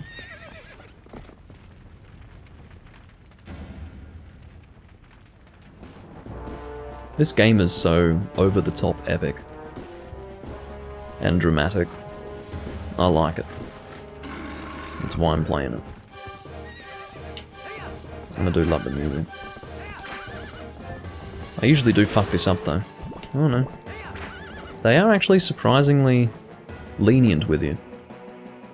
Come on, go, just fucking go, you fucker. I'm gonna mess it up if you take that long. Or maybe you have to wait until he reaches the other side, most likely.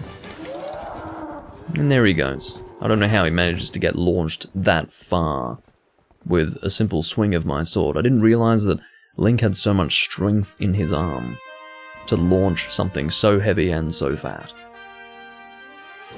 But he managed to do it, and then we get that shot. Fucking Napoleon over here.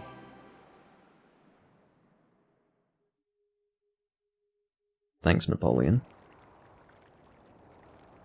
And Colin has been rescued.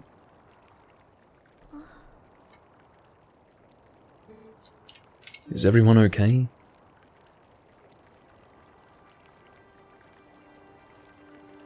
I do believe so.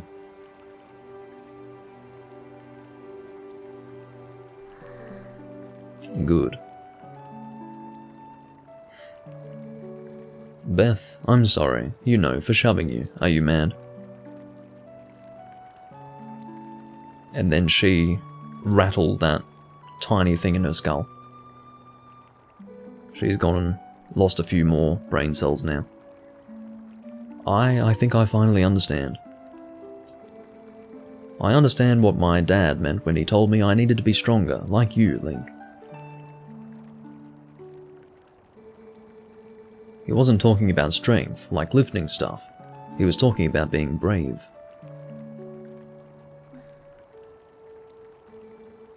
Link, you saved me, didn't you? I think so, yes. I'm glad that you managed to work that out all on your own. You can do anything. He really can. Any challenge that he is given in these video game worlds, he will overcome, unless the player chooses to quit, which some people do. Some people quit. I'm not a quitter. I'm here to carry Link to ultimate victory. He's dead. It's fine. He had his last moment.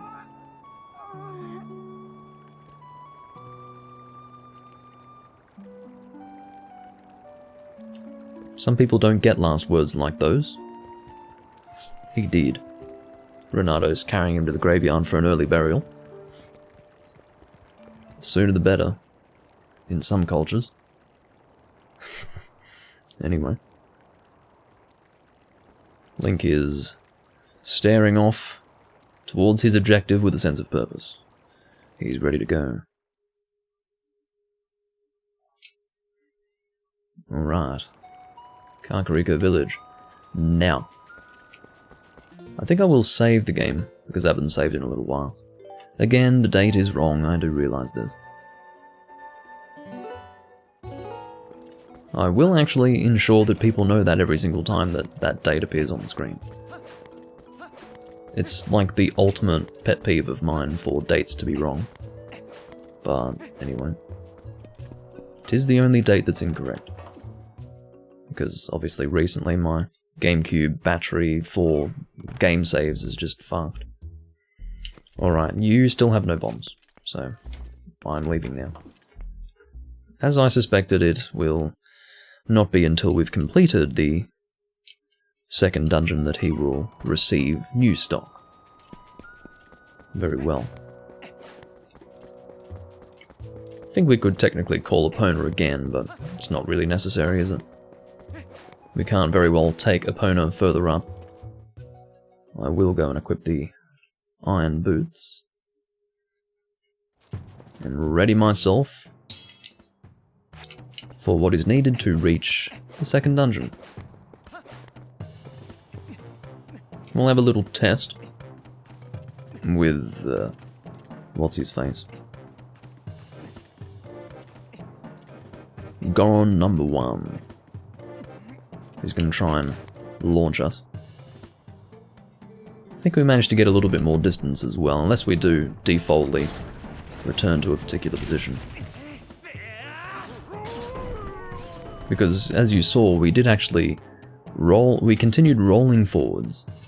The animation didn't cancel, we continued the roll when we were stopped in place. Oops. Forgot that there were more to come. You throw them once and they just sit there like babies. It's not very manly of you, Gorons. Here we go. Actually, don't let you go forwards, interestingly enough.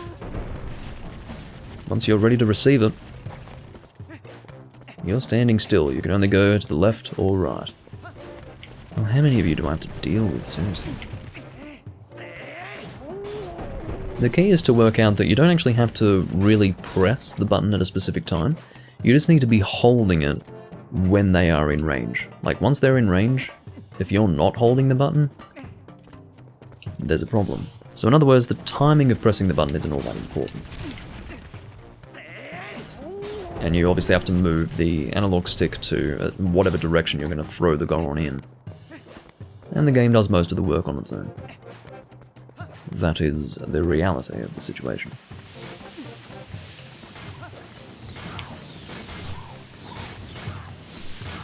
Currently being sniped at by fire arrows, shot by green men. Which is not really to my pleasure. Oh, fucking guys, or at least I don't have to worry about it dealing any damage to me. That's one good thing. Falling meteors from the volcano. It's one way to interrupt a pleasant bath. Oh, there is no bath to be had. It's all dried up. Understandable. So as I understand it, I think we need to attack these Gorons with swords. This is just to demonstrate what we are going to be doing with the Gorons. The Gorons will not willingly throw us up. What we're supposed to do is actually fight them with our sword. We thrust our sword into their stomachs, and then they get in position to throw us up into the air. Oh my god. Hopefully I can get up there before this fucking rock destroys me. Thankfully, that worked. And this will be important later. This is required for dungeon number 3. We will need to warp that somewhere. I like how I'm literally transported down again. That's really annoying. I guess I'm too efficient for the game. I'm actually too good. Alright, come on. I'll shield you first and then thrust, I suppose. That seems to be what needs to happen. You know, this is what really pisses me off. I was lucky enough to actually get up there without being hit by one of those falling fucking boulders. And now, I have to do it all over again. How frustrating. Hopefully I can get some, I don't know, hearts, yeah. Health is really what I was looking to say, but I wanted to mention an actual in-game item, which is a heart. I don't know if you can describe it. A heart as an item. He seemed to hide himself from me. That seemed like a defensive maneuver as opposed to him actually falling backwards. Okay, come on, that's not appropriate at all. Actually, am I getting any use out of you? Oh, I might. Let's see. Yeah, that worked. Now, you can actually use the iron boots to get through these. Ah, okay. I'm going to be forced to do that. That is our first use when it comes to the iron boots. That is our first task with them. Oh, I didn't see you coming. Have to deal with this guy. No, oh come on. What the fuck? Get that heart before it disappears. I'm gonna be... Okay. I was gonna be at a severe disadvantage otherwise. Hello. It seems that different attacks will cause different effects to the bones. I was hoping to have that work in my favour. If you fail a proper thrust, I think they just curl up into a ball while leaning forwards. Okay, so I need to be wearing the boots now, I think. Let's go on in. Ugh, I'm so heavy. Also, wearing the iron boots in the final cutscene when you kill Ganondorf is quite funny. I was treated to that in the previous recording of the Japanese GameCube version of Twilight Princess. That was very funny. I don't remember who recommended that I did that, or recommended that I do that, but it was pretty funny. Is this young one such an imposing enemy that you must all gang up on him? I think not, little brothers. This guy's got rock-hard old man nipples. I am a Goron elder, little human. I am called Gor-Koron. Because of certain circumstances, I must lead the Goron tribe in place of Darbus, our tribal patriarch. Tell me, little human, do you come from the village below? You have done well to come this far. You are strong for a human, however. The mines beyond here are sacred to my tribe. Outsiders are not allowed, unless... I don't need to see your smile, it's not very pleasant. Like many characters in this game, you are by no means you're not easy on the eyes. I could make an exception, but you would have to beat me in a contest of power. Are you willing to try that, little human? Yes. Link is really ready to go. So I think this is a two-part confrontation again. The first one's fairly easy, second one gets a little bit harder. We'll see how things go. Unfortunately, I don't remember the guaranteed combination to assure my victory, but maybe I'll work it out as I play. I think the key is when you are at a stalemate. I'll start with a grab. Okay, that works. Try going to the side. Yeah, that worked. And I'll try a slap. Oh, that didn't work in my favour, unfortunately. Oh, that's good. I've now beaten him there. So that's the first one. That's the easy one. The next one will be slightly more challenging, but I think you need to fuck up a few times. I think you need to... Well, it does depend on where you've positioned yourself. It wouldn't be right to say, for instance, that messing up 3 times will cause you to fail. I think that's true, but more importantly, it can be possible to mess up once and fail if you happen to be in a compromising position.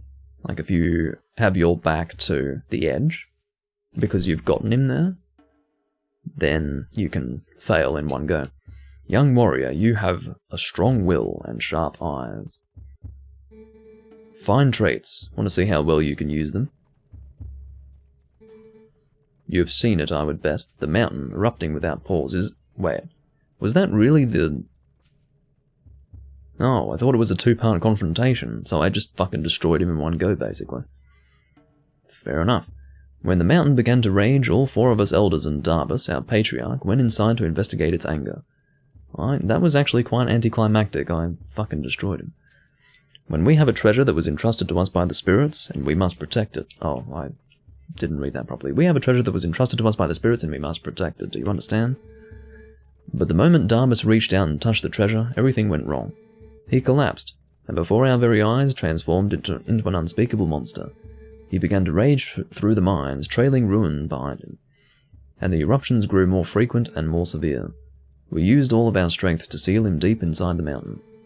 It grieved us to do this to our patriarch, but we had no other course of action. I ask this favour of you, young warrior. Go to the aid of Darbus. Make no mistake, the spirits have guided you here. I, Gor-Koron, need your help. On behalf of my entire clan, I ask you for your aid. You two, let the young warrior pass. We are silent, and wear loincloths.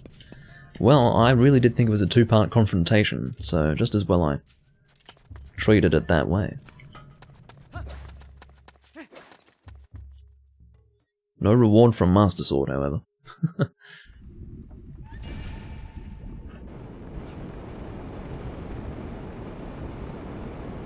Here is the dungeon. Let's see how quickly we can get this done. We're 1 minute and 35 minutes in. 1 hour and 35 minutes in. I think I ended up saying 1 minute and 35 minutes in. Point of the matter is that I think we were about this far through when we started the Forest Temple, and I don't think it'll take us much longer to get through here than it took us to get through the Forest Temple. This will technically be more difficult, but this is a fairly process-driven dungeon, and if you know what the process is... Oh, thank you, Master Sword. If you know what the process is, I think you can get through it pretty quickly, that's the point. The reason why this might take longer than the Forest Temple is if you don't know what needs to be done at any given time, but I have a pretty good idea of what needs to be done. I'm going to get a drink of water. I'll be back in just a moment.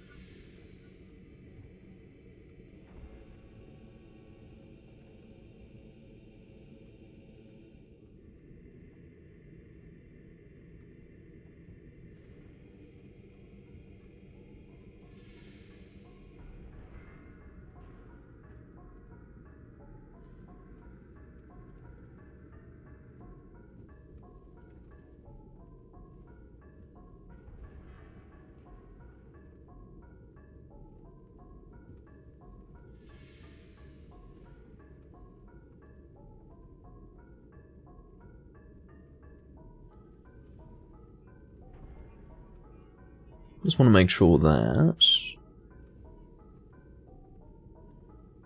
my chroma key is fine. Oh yeah, it's fine. Good enough. Good enough. Alrighty. Excuse the creaking chair, I'm ready to go. Let's take on this dungeon. Reposition the microphone. Alright, good to go. I'll try to get through it as quickly as possible. Not to, in any way, I guess, dampen the excitement of the experience, but for you, that is, as the viewer. But I will say that I don't want to be doing a 3-hour-long recording. It probably wouldn't end up being that. Again, probably more like 2.5 hours, but whatever.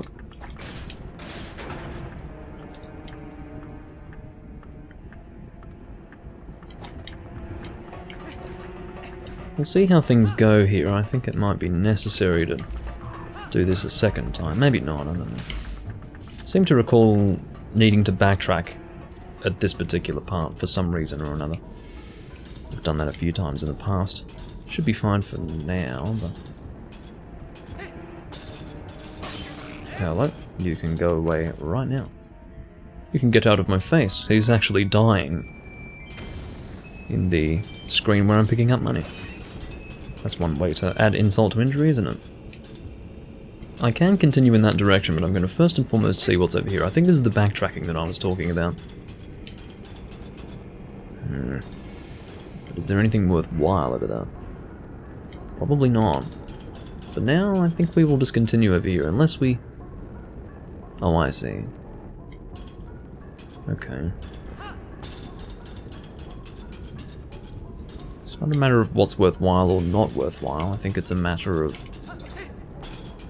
whether or not there's anything of actual importance there.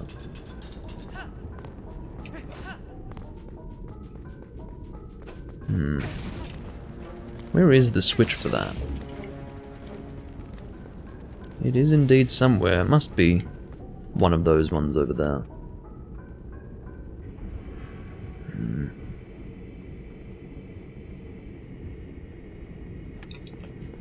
Well, I think the backtracking is necessary no matter what.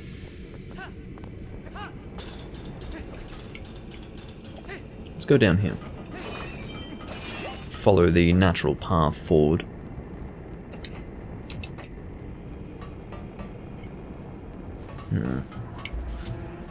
It's funny, in an attempt to get through this faster, I'm actually having more trouble than I usually would progressing through the fucking dungeon.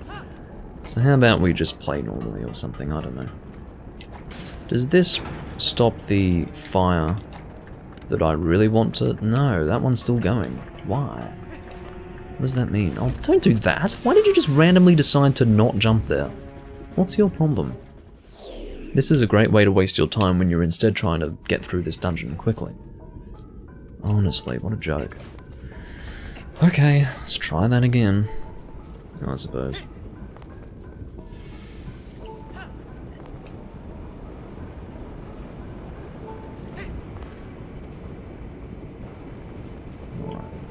Just seeing how the game looks. Looks pretty good.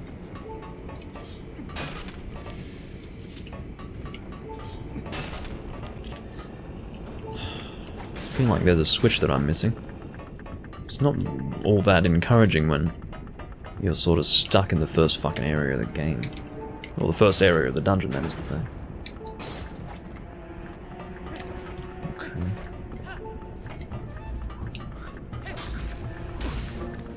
I'm really sick of being attacked from a distance by you. You need to cease with this behavior. Okay, I would very much like hearts. I'd be very appreciative of those at this point. Thank you. Alright, we'll go in this direction then. I thought that I'd already got... Oh, you see, I thought I'd been here. How annoying is that? I really thought that I'd been here. It's not like I hadn't thought to come here, it was literally the fact that I thought that I had been here, but it was on the other side that I'd gone in that direction. Annoying as it is. Oh well. I'll try to make up for my slowness, and I thought I was being real smart doing that. It was actually a pretty good idea, it just backfired. In a rather spectacular way. In a cinematic and entertaining way. So I'm sure you were able to appreciate it still. That's annoying. Again, in my attempt to get through this faster, I'm really just going through it slower.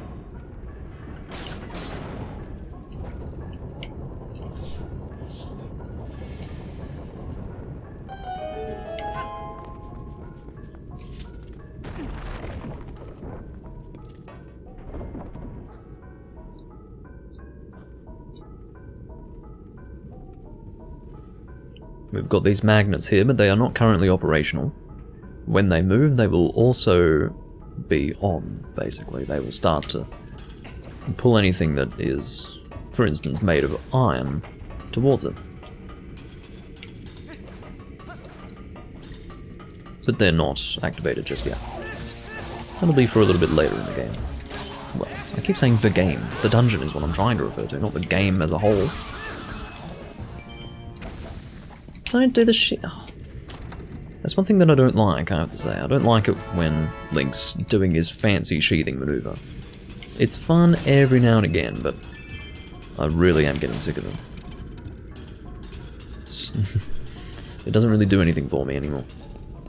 It just slows down the whole process, quite frankly. When I'm sheathing, I'm usually trying to get something done. Maybe some people just don't play that way. I'm one of those people who always likes to sheathe their weapon once they've used it and have no real intention of using it again anytime soon. Other people might just keep it out until it's automatically sheathed by performing some action. Not me. So consequently I find myself sheathing the sword after confrontations, and, you know, therefore I get the fancy sheathing.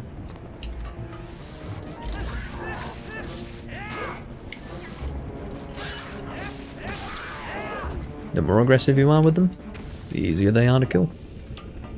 But don't let aggression rob you of your strategy. It's important to employ both. And technically aggression is a type of strategy. There we go. We do have lava to contend with here as well. Let's be a little careful with what we're doing.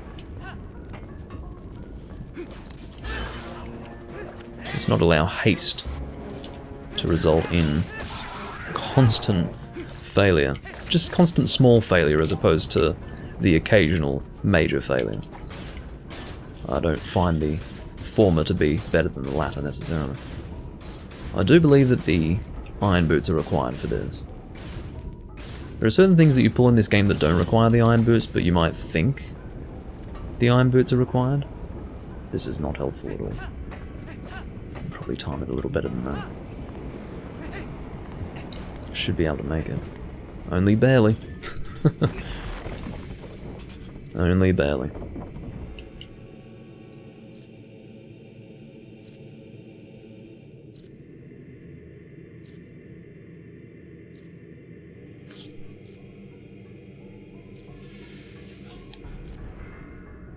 Okay. So I don't know if there's anything we can do in the water right now, unless we... Oh, I see, yes. Good on you, Doomlink. Put a lot of thought into that one, didn't you? Figured that out all on your own. Congratulations. Alright. I don't know if there's anything of interest over here that we can interact with at this time. There are things of interest, just nothing that we can interact with right now. Now, this is the funny thing about this particular dungeon. The boss key is split up into multiple parts. That is the first part. I believe there are 3 key shards.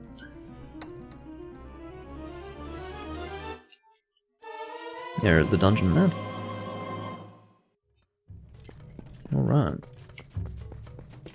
And we may as well get some rupees, which is what I would assume is contained in this chest. Oh, come on, just climb the bloody ladder. As much as I like the GameCube controller, it must be said that it is not the most accurate analog stick in the world. The same can be said of the C-stick. But I do love the controller. Oh, apparently I must lift the pot up because I'm not allowed to pull out my sword in this area.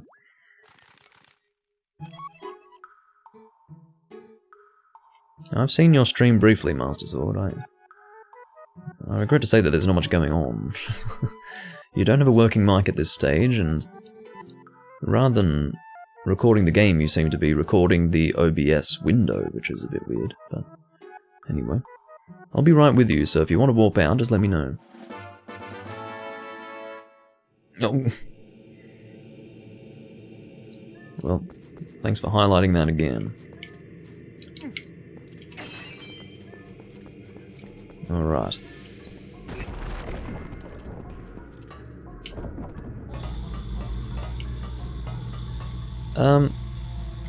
I suppose I will follow the path of least resistance. There is only one enemy in this direction, so I'll do this. Now, when you're either upside down or walking along the side, your perspective is a little bit messed up, or at the very least I find it confusing. I can't quite judge distance quite so clearly.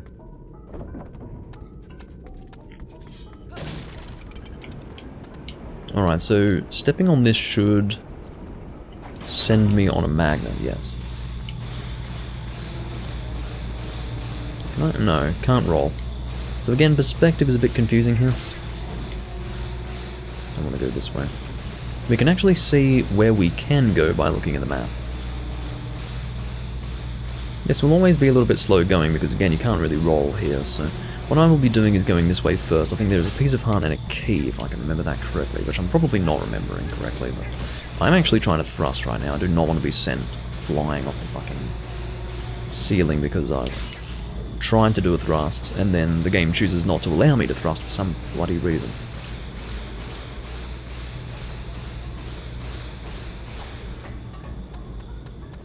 So, I don't know if this is a key or a piece of heart or what, but it's one of those two things. That's why I went this way first. I know that this is not where I'm ultimately supposed to go. There we go. It was my expectation that I would receive another heart container before this dungeon, but it's alright. Getting it during the dungeon is perfectly fine.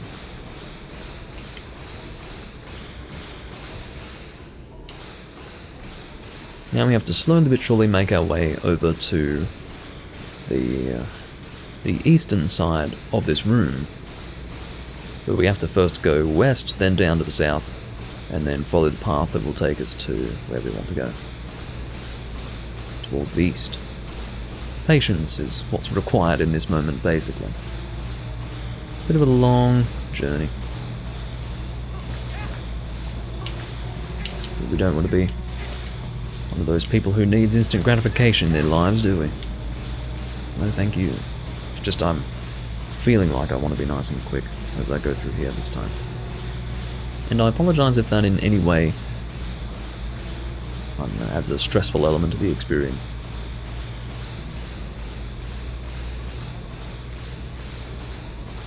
Maybe you'd rather me sit back and relax and play it at my own pace, but I'm not going to be going too fast. Come to think of it, using this shield in this dungeon is a bad idea. This shield's probably going to get burned. So, I'm not really looking forward to that. There we go. Successful thrust.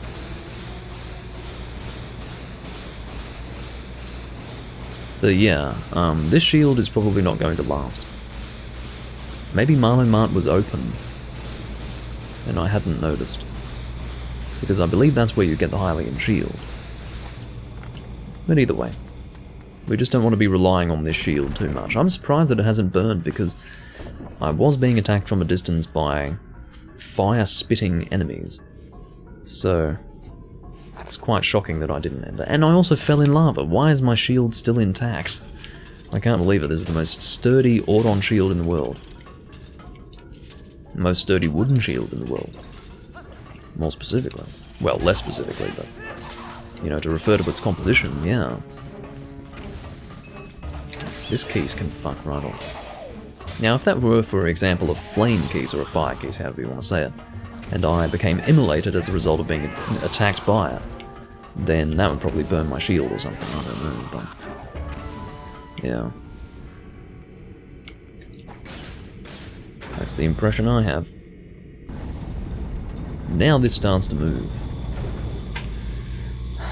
I'm just going to check to make sure that there's nowhere else for me to go before having that take me places. For example, stop that.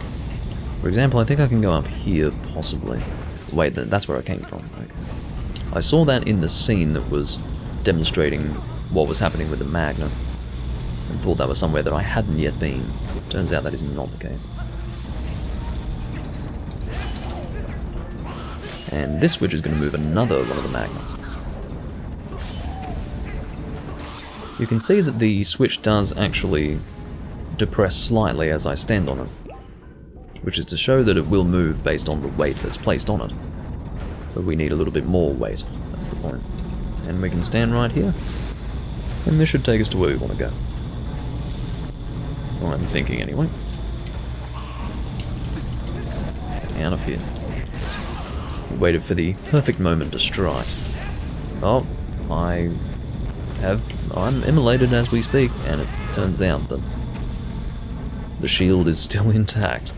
It's a little bit different to the Deku shield, it must be said. Thank God for that, really.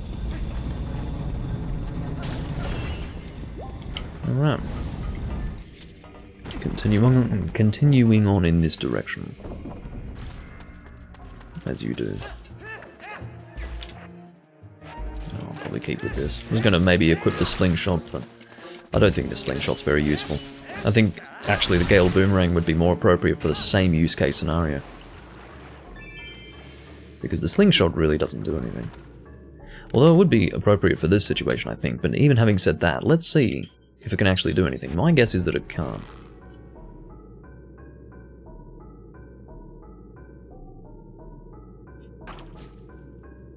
No, see, I'm telling you, slingshots are useless.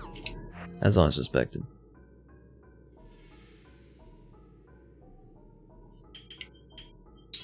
Alright.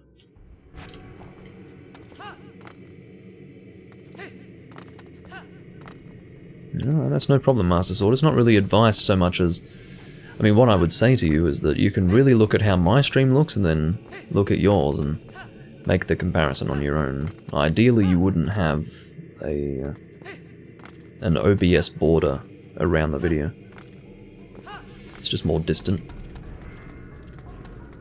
The ideal situation is just to have the game and nothing more. What is going on here? Maybe the point is that I can't continue here without the dungeon item unless I've missed something. It's always possible. Aha. That's what it is. I probably have to... Oh no, maybe I don't even come back here later. I was just going in the wrong direction. Yeah, clearly.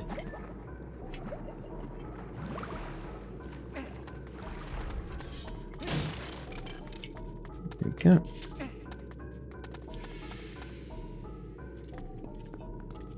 This should activate another magnet.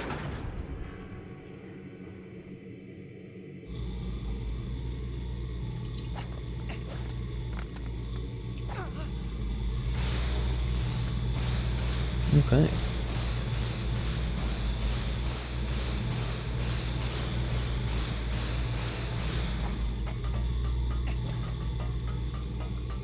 And then maybe another magnet's activated with this? Yes. So in the case of this one, we actually want to drop onto it. It's one of the more dangerous looking maneuvers that we're expected to undertake. But it will work just fine.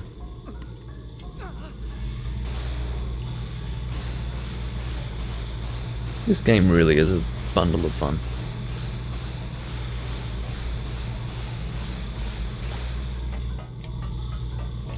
Honestly, the people who can't appreciate this game are just joyless people. It's such a good Zelda game. I'm an idiot. I missed the entire purpose for me having gone over there in the first place, and that was to hit that blue crystal to open the damn door. It's always that way. You want to get through an area faster than you normally would, and in your haste, you end up taking longer because you're making stupid decisions. It's really dumb. Anyway, maybe I should just relax and accept that it will take as long as it needs to take. Here we go. I literally opened the chest and then jumped straight down. That was not the reason why I went all that way. I did not go all that way just to get 20 rupees out of a chest. Although that was nice and somewhat appreciated, this was the reason why I came up here.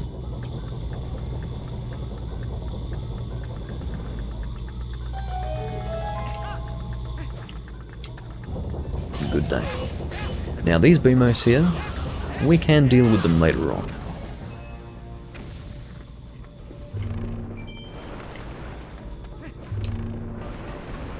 Most certainly. Although having said that, I think we need to hit this crystal. Ugh, my right wrist is hurting for some reason. Not sure why. It's oddly specific, isn't it? I don't know if it's fatigued or something, but yeah, getting that sensation, you know. Bit of an ache. Right. Now in the future we will be able to cut this from a distance with the dungeon item. Oh, we require a key. And I don't think we still have one, unless... No, we don't have one yet. So...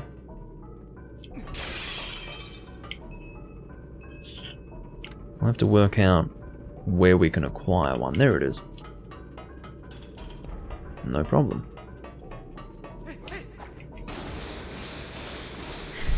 That's one way to get back on the magnetized wall.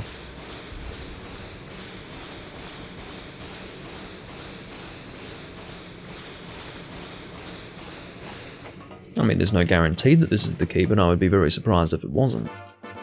It's not. Okay. That's fine too.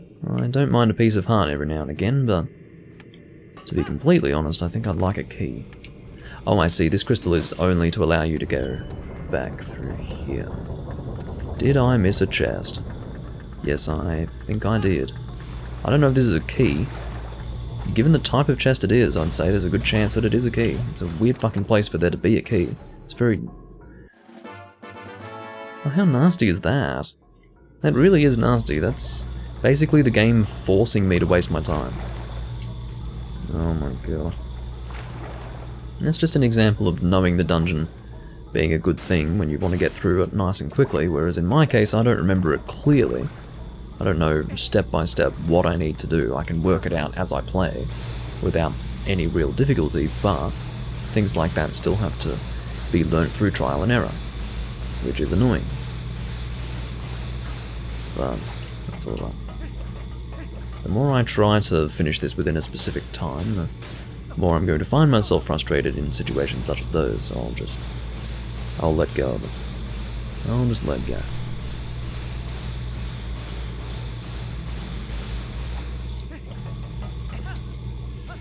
Alright. Oh god, I'm really starting to get annoyed with myself now. The funny thing is that switch is just out of your field of vision, so if you're not paying attention to why you're there, you just go straight past it. Part of the reason why I went straight past it was because, you know, in my subconscious mind I knew that I'd already hit the switch in the past and gone through that door, so I must have thought that it would be permanently activated, but no, it's not permanently activated, for fuck's sake. As I should know. I'm being terribly distracted.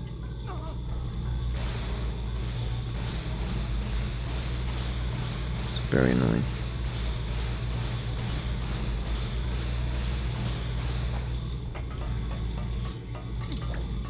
Just hit it.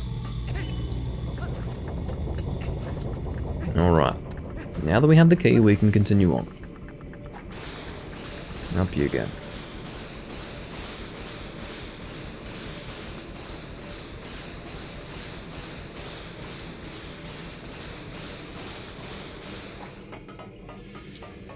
I do enjoy the sounds of... Oh, that was not necessary at all.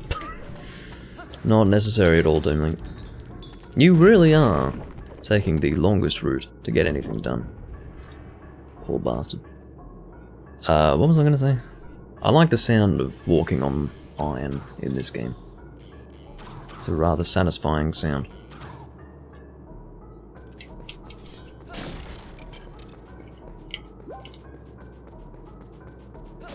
Alright. We do have cover that we can hide behind here. Don't know if we want to go... No, we can't go that way yet. We require a key for that. So I suppose we will instead... This could be where the key is, you know. Yeah, had a feeling. I actually remembered that one because it has taken me by surprise in the past, because I see that chest and I go, whatever's in that chest is not important, but I'll open it anyway. And it's a fucking key. It's actually quite important, as it turns out. We will continue in that direction when we get the dungeon item, but for now we will go through the locked door.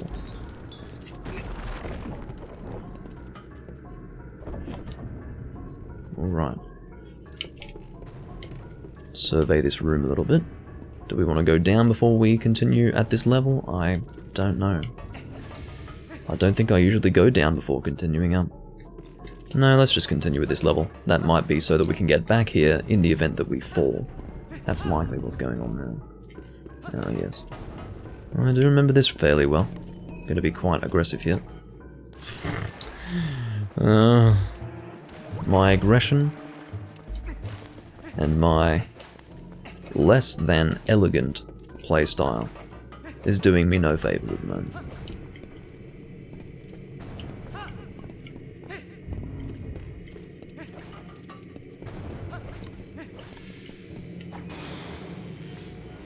A little bit of patience is required at this point, as you can see. That's the harder one. The single magnetic pad in the middle. Is that a locked door? I think it is, isn't it? Yes, it is. Oh, I can't quite see. I almost... Again, it's kind of low resolution, so from a distance it's not clear. I did not want to do a big jump. I edged forwards and did a big jump. So, again, that was not what I was looking to do, and that's starting to get on my nerves now. Really. Okay, is this door locked? I couldn't see because, again, the resolution was too... It is too low for me to see from a distance. It's not locked. So how do I get there? Oh, I understand. I will access that higher level as I continue on normally. Seriously. Well, it's not really harder to do it on this side now that I think about it. It's harder if you're being bloody dramatic about it, but... Yeah, so we go in here and then we reach a higher level. This is the third piece of the key. Almost feels like we're making good progress, doesn't it? I just don't really have anything to say to this Goron. I could read what he's having to say, but not in the mood right now, I think you will find. Not quite in the mood. I don't know if there's anything of importance here. Probably rupees, but again, they've basically taught us not to assume what's contained within a chest, based on the design of said chest. You never know. Although we can be assured of the fact that a small chest like that will not contain a dungeon map, a piece of heart, a compass, or a boss key. So essentially it's just the regular keys that can appear in any chest, which is enough to get one to open a chest when in a dungeon, regardless of its design, that is the point. Alright. Let's make our way over here, shall we? This is where I was wanting to go, because I saw that it was not a door with a lock on it, but instead of having a door with a lock on it, they gave us a task in order to get to the door that did not involve acquiring a key. Basically, we technically acquired a key if you think about it. We got part of a key. But it was unrelated to the opening of this door, that is the point. I think it's safe to drop here, yes. Thankfully. It was safe to drop for a while, but I wanted to be sure. More rupees. That I unfortunately cannot pick up, and I guess it was... Oh no, we didn't put it back in the chest. It's very odd. Okay. Wonder why that happened last time. I'm sure that usually you do put the rupee back in the chest. So, don't know what's going on there. Now this mini-boss fight is quite difficult for some people. It definitely gave me a real hard time the first time I was...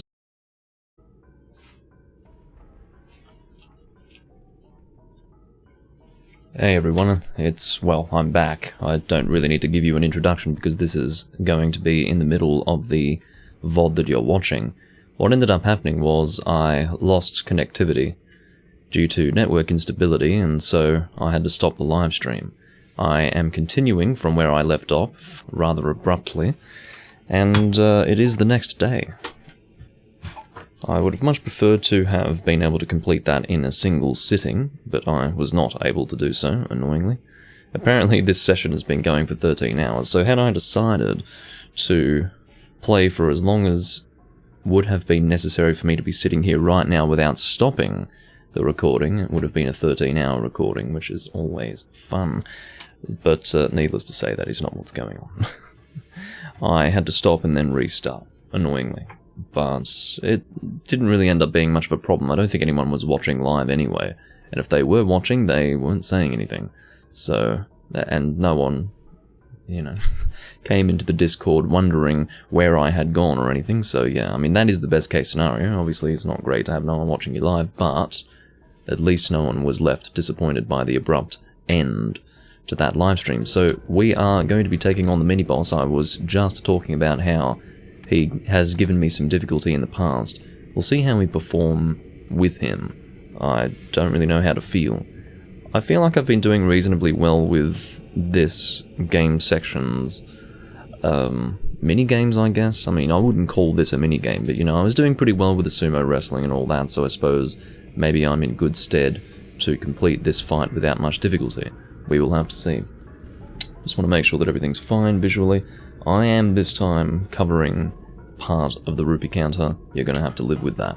I mean, I could always... I don't really know if it's worth shifting. No. Yeah, I'm definitely not going in the other direction.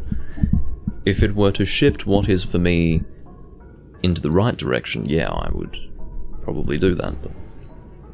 No, I will just be in the way of the rupee counter a little bit, and if you don't like it, then... Well, I won't even say that you'll have to accept my profuse apologies, because actually, I'm not apologizing, much less profusely, so there you go. Mini-boss time. You have probably already seen this part of the cutscene. I don't know exactly where the livestream cut off, but I believe it was just as the fight was starting. So you should have already seen this scene, which is a bit of an awkward use of terms there. Seen this scene. This scene has already played for you, as we could say. Now, I find that what's important with this fight is that you don't always use the iron boots. What I also find is quite important is that you position, or you always throw him in a direction where you know he's going to be able to fall off the edge. Now, him being close to the edge is actually not good at all. This is the problem with it, because if you're standing really close to the edge and you're facing the edge, it means that you will be throwing him in a direction where he will not be falling off the edge at all. And if you try to face the edge yourself, you will slide off. So I suppose the solution, if I'm going to do something as risky as that, is to put on the boots. Now, I don't know if the fight has reset in this situation. I'm really not too sure. So I sort of repositioned myself there to make sure that he would fall off the edge. I don't know if that worked, really. Well, in other words, I don't know if it was a good strategy. I think it was. Put on the boots, come on. There you go, very good. Yeah, there's definitely a process to it, and I think I know what it is at this point. I think I'm doing reasonably well. I might just be able to keep the boots on. It's probably the safest way to approach this. That should throw him off again. Yeah. Well, that wasn't a problem at all. I believe the issue that I was having in the past was that I was not putting the boots on when putting myself in danger, and therefore I was just sliding off the edge and dying as a result. So, there you go. Onion Head is no longer evil or something. Ugh, that hurt a lot. Who knew that humans were capable of such feats of strength? I don't really understand the strength part. I mean, admittedly, I am able to keep myself locked in place with these iron boots, but as far as the actual strength to throw you, I sort of understand the transfer of force if he was, coming towards me really fast and then I grab him and then just transfer the force that was applied to him moving in a forward direction to redirecting him somewhere else. That's, if anyone of you has engaged in martial arts, you would know that that's kind of standard. But when he hasn't actually moved very much at all, like if I'm just standing right in front of him, I don't understand how I can throw him, but anyway, it doesn't really matter too much. Maybe you are going to see the patriarch of our tribe? Of course, he's rather docile by nature. Ah, so that is why you are here. In that case, take the weapon of the hero of the past, but in exchange you must save the patriarch of our tribe. The weapon of the hero of our past is indeed, well, the dungeon item no doubt left by some hero of time. I don't know why Link was leaving his items with people. Sounds a bit strange to me. Oh, my eye hurts. If my eye could stop hurting, that'd be nice. Okay. I did just wake up, by the way. It is... I really need to be mentioning the dates now. It is the 20th of September, the day after recording the first portion of this livestream. Alright. Can't remember how long the stream actually ended up going for. It was something like an hour and 40 minutes, I think, before it cut off, so... I've got plenty... Well, maybe it was almost 2 hours. I can't really remember. I think I started this dungeon at 1 hour and 30 minutes or something. I don't know how long I'm actually going to record here. I really couldn't tell you. I could very well, if I wanted to, go for quite a while, because if you think about it, it's a new day, and I'm refreshed and ready to do a full-length live stream, so maybe it'll be, well, a full-length live stream. What that really translates to is 2 hours, so that would be the minimum length of time that I would stream for. So I could do that, and then it'll end up being an almost 4-hour-long live stream. As far as what I would do in that time, I would probably end up taking care of everything leading up to dungeon number 3, although I can't promise that. There's quite a lot to do, but we will see what happens. Okay, so we've got the bow, and as I said, the dungeon item will be able to cut this from a distance. Just aiming for the part where they connect is probably the best way to handle that. This guy can be shot from a distance, that way he doesn't land on top of us and cause problems. And he's dropping a bundle of arrows, I don't know. Again, it's Zelda, so you shouldn't be questioning why such a creature would be dropping a bundle of arrows. It doesn't really make any sense if you think about it, but doesn't matter. It's Zelda. It's not about the game being realistic, it's about the game being fun as a video game. I'm waiting for these things to awaken. I guess they must awaken when I stand in front of this one. Now these other ones must have awakened. There we go. So, we'll try to go behind all of them. I think there are some optional chests to open. Some of them likely containing rupees. But I think maybe one of them actually, here's an example of what I was talking about when I said in the previous video that there are certain situations where you pull things, but it is not necessary for you to actually have the iron boots equipped. This is an example of that.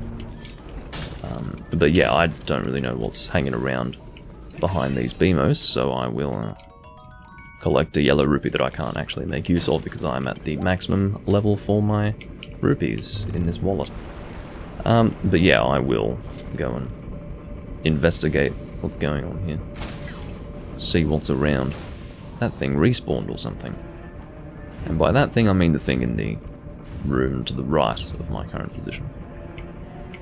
Either that or I am misplaced. I don't know what this is. Yeah, compass. I decided that it had to be the compass. It really couldn't have been anything else. But at first I wasn't entirely sure. Partially because I couldn't remember if I had picked up the compass yet already. Killing that one really wasn't required, but it is satisfying to kill them, I will say. Of course, rather different if you're playing the Wii version and using the bow. You don't really get this view at all. You instead get a third-person view as opposed to a first-person view. And you've got a little target that you control using the Wiimote.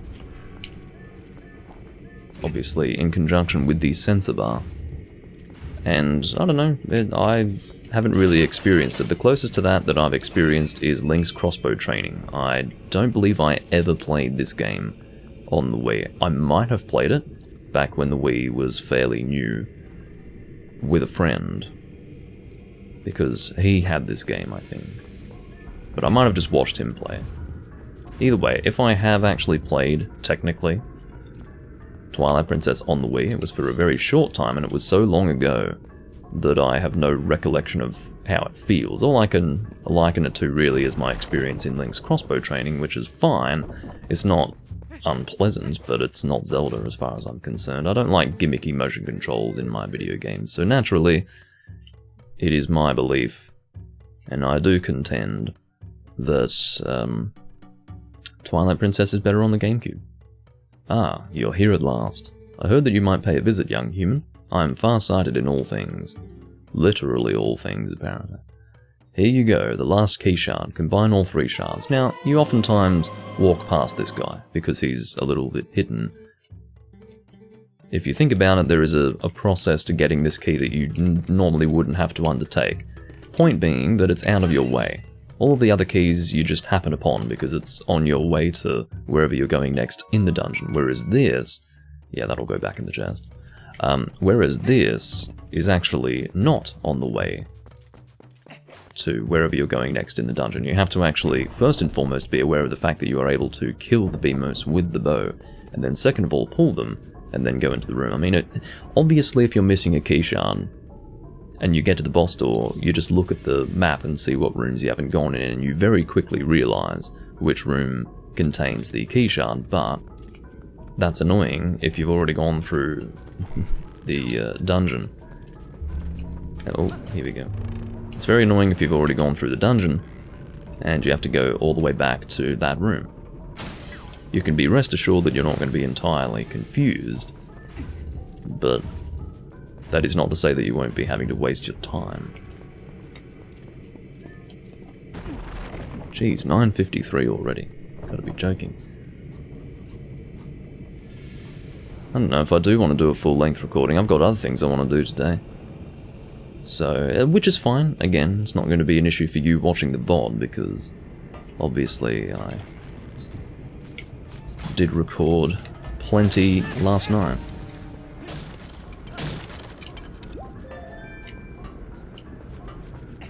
Now this is a funny part of the game, just rolling into that. Oh, there we go, shield is gone. Can I unequip it somehow? No, I don't think that's possible. So if it's going to burn, no, it survived again. I can't believe the shield. Maybe the shield does not burn. I seem to have a memory of the shield burning, I'd swear to you. And quite frankly, if it could burn, I think it would have burnt there. It literally started to catch fire, and then it stopped catching on fire. I don't really know how else to describe it. It's very bizarre. But yeah. Apparently this shield can handle this location, which is nice of them, but I would say that that's tantamount to the simplification of Zelda. Don't know why they could do it in the past, but not in this game. In other words, have the shield burn if you're in a fire location, but whatever. And again, maybe it does eventually burn if you let it touch fire enough. But as far as I'm concerned, if it burns at any point, it should burn upon first contact with fire. That's the way I look at it. I can snipe these guys from this distance if it pleases me. I think I managed to hit 2 in one go there, unless from a distance it's a bit confusing. Ugh. Again, it's hard to be super accurate with this analog stick. You can move it more slowly, but it lends itself to snapping motions as opposed to slow, sensitive maneuvers, if you understand. Getting sick of these rupees that I can't carry. It's alright, I've purchased. I did make a 100 rupee purchase before, which was to acquire a second bottle, so that was one way to at least dip into my full wallet. I don't actually know what this is going to activate. Was it the door? Oh no, it's not the doorway. Okay, well there's a bit of this going on. Maybe that door had a lock on it. I actually didn't see. Is there anything behind me? No. Just wanted to make sure that I wasn't missing out on anything. Oh, hello. This is going to be hard to deal with you. I don't know how I'm going to deal with you, actually. Normally, I believe I snipe you. Yeah, I could have guessed that that was going to happen. Maybe I can shoot you from here. Yeah, that'll work. He doesn't actually fall off immediately. You have to deal all of the damage necessary to kill him on the tail using a bow. That is how you kill him. Again, normally I do it while I'm upside down, but I was being a bit slow. And he ended up seeing me before I could kill him. Straight into the lava he goes. Sorry, not sorry. Alright, take 2. Put the bow away.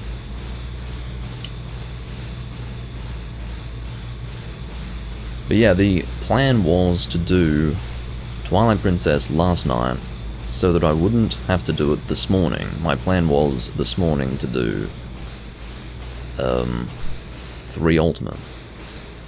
Oh yeah, that's what I'm doing. Yeah, I was going to do 3 Ultimate because I wanted to satisfy my Moss Hunter audience, of course, and also satisfy my own desires to play 3 Ultimate, which I can't really do in the evenings my time, but rather can do in the mornings. But I am not able to do that because, unfortunately, the live stream cut off last night due to network instability, as I explained earlier on. And I'm currently making up for that as we speak. It would be terribly confusing if I went and played 3 Ultimate, then continued this recording.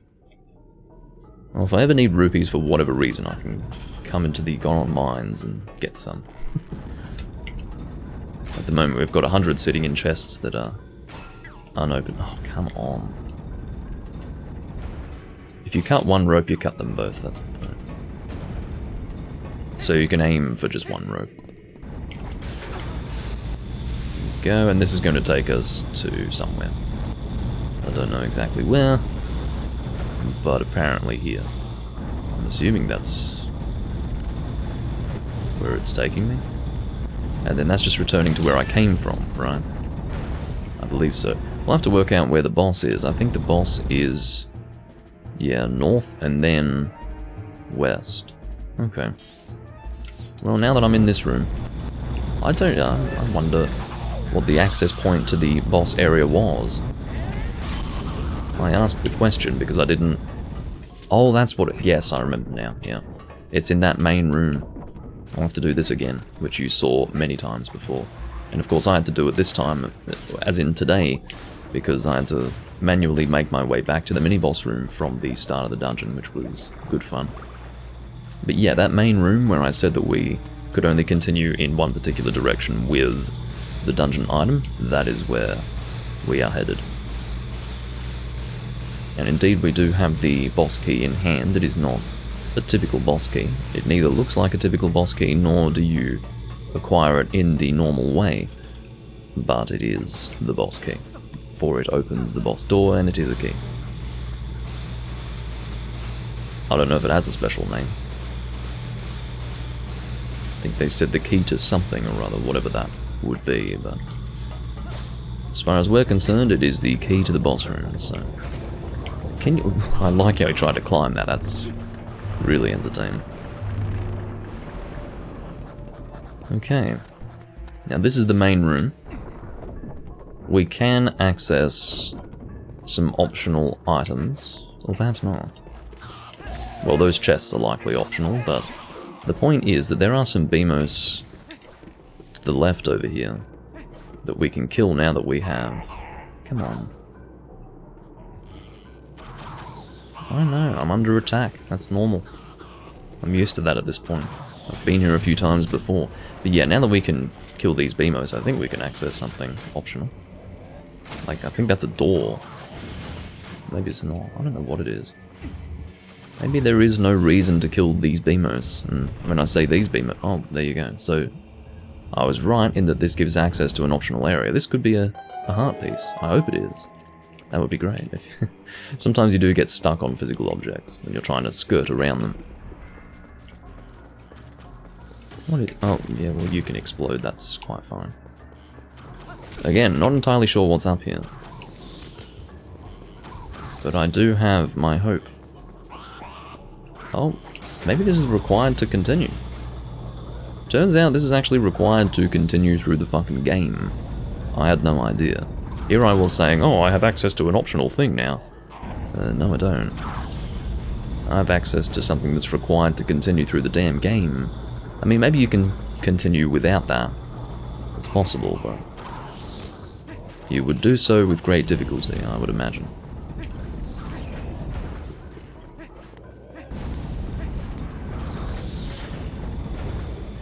I don't have to kill these guys, but I think I will. Killing them, honestly, is an annoyance. Like, the process of killing them is frustrating, and you'll lose health. But I think you'd rather get hit here than when you are attached to the magnet. Because if you're attached to the magnet and you get hit, you'll probably get thrown off.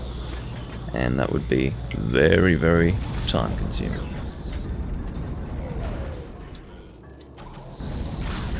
He's looking for me. He's like, where did he go? I don't know. Use your brain, which you likely don't have. Oh, trying to turn. Oh, I'm so terribly disoriented. Disorientated. Both words work fine. Trying to... Okay, it did not pause. This thing continued to move during that scene. Now there are some, speaking of optional chests, there are some over there. I had taken note of them before, but I didn't know exactly where they were. They are underwater. I think one of them's a rupee and one of them might be a heart piece. I think it is a heart piece, honestly, so I'm going to go in there and investigate. I don't want to take any chances. Missing a heart piece would be pretty stupid. If it's well within my reach. Oh, this one might not be underwater. You can see that it should be right here, but... Now, given this chest, it really could either be 50 rupees or a heart piece, and I don't remember. I seem to recall that I was surprised to find that it was a heart piece in a previous recording. Let's find out. Hopefully I'm remembering that right. No, I'm remembering that wrong. False memories. As for the other one, I really don't know. I guess it must be on the surface, and if it's on the surface, then it's not a heart piece. Imagine if I was wrong in saying that, that would be rather embarrassing, but seriously, I don't think it is. Alright, in that case, I think we will move on. Unless, oh, that might be a heart piece that I can access from over there. I hadn't even considered that. Well, at least I've satisfied my curiosity. Or at the very least, that has served as confirmation that it is not a heart piece. Now I don't have to worry about it. Whether it's a heart piece or not, at least I've confirmed that it isn't, which is what was important. Alright. Let's see if I can access that chest from here. I'm thinking that I can. Must be a small chest, or it doesn't exist at all. Or it must be all the way up there. It's not underwater, and it's not here, so it must be up there. I don't even know how I get up there. Oh my god, as if I have the patience for that. I don't think it's a heart piece, so although you would think that it was, because it's looking like there's a bit of a process to getting up there. Should I bother trying to get it?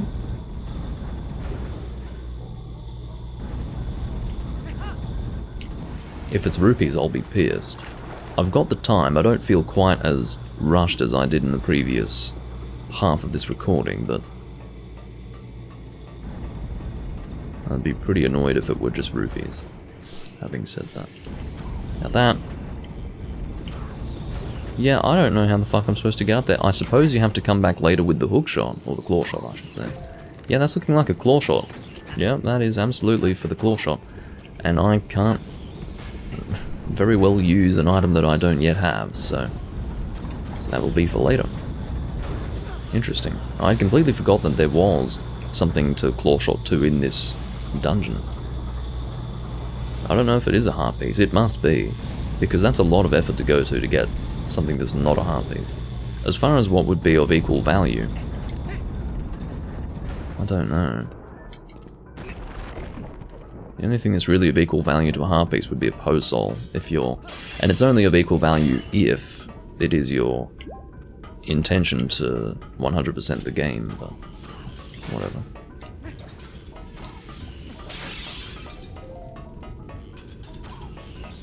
If you're not intending to 100% the game, a Poe Soul's really not going to do anything for you, unless you are getting the first 20, which, as we have established, is actually fairly useful. Was it a wallet upgrade in the end? I can't remember now.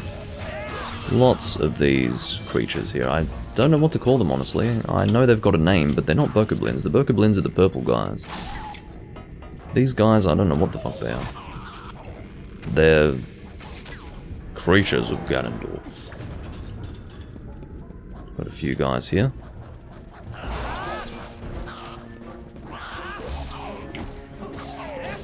Can do a spin attack here. Oh, yeah. I usually just spin attack them all, which is fairly effective for the reason that there are a lot of them. Throw you in the lava, actually. Goodbye. I'm enjoying the lava splash that takes place. Alright. So I'm thinking that we might have access to a fairy again. So I will take that as an opportunity to fill my bottle with another fairy. But... well, I suppose I'll have to fill my lantern, won't I? Even if for some reason there is no fairy, I think I can live with wasting my lantern oil. I really do think I can live with that.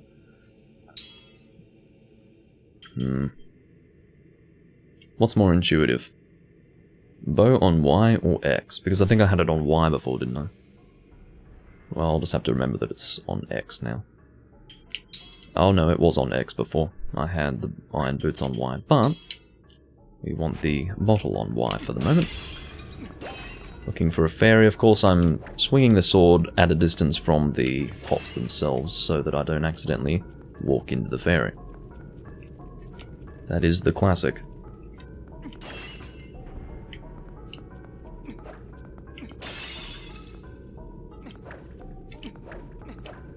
Oh, come on. Fucking hell. I wasted my oil. Is there really no fairy? I don't need one. I just wanted to take this opportunity to fill my bottle with one, but I guess that's not going to be happening. Oh well. Let's take on Phyrus, I believe he's called. Boss number 2 of the game. That's a fucking big lock. And a fucking big pair of doors.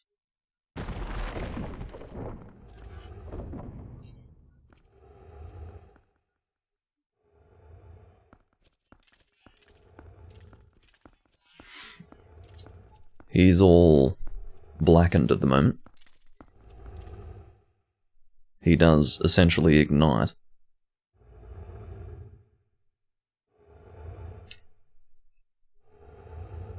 Courtesy of the gem that looks rather reminiscent of Sauron's eye on his forehead.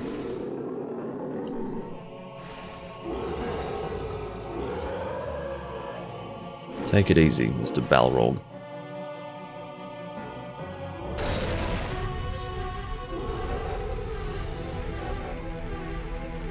So he'll break the chains that he's connected to the wall with, but he does have some chains that we can pull behind him, and that's essentially how we deal with him. Twilight Igniter. Well, I tried to roll out of the bloody way. So all you do really is grab onto this, put on the boots, and then see how this goes. Well, that did not work at all. It's fine.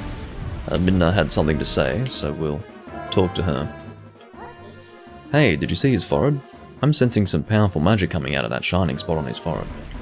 I don't know if we want to aim for it with a bow, just to start with. We might actually want to do that. Because otherwise, I suppose he's too aggressively trying to kill us. There you go. So now we grab this, and then he'll probably walk away from us in pain. Then we pull on him. There we go. Now we aim for that head. Whoops. Get over there. Unbelievable. Now doing jump attacks really is the best way to deal damage because you remain on target the entire time.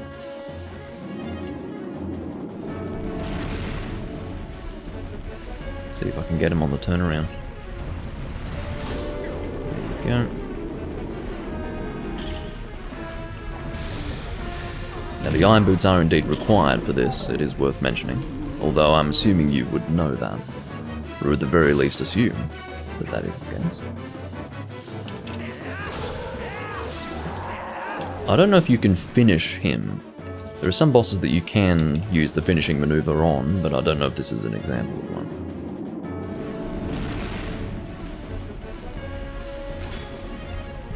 Just wanting a real clean fucking hit there.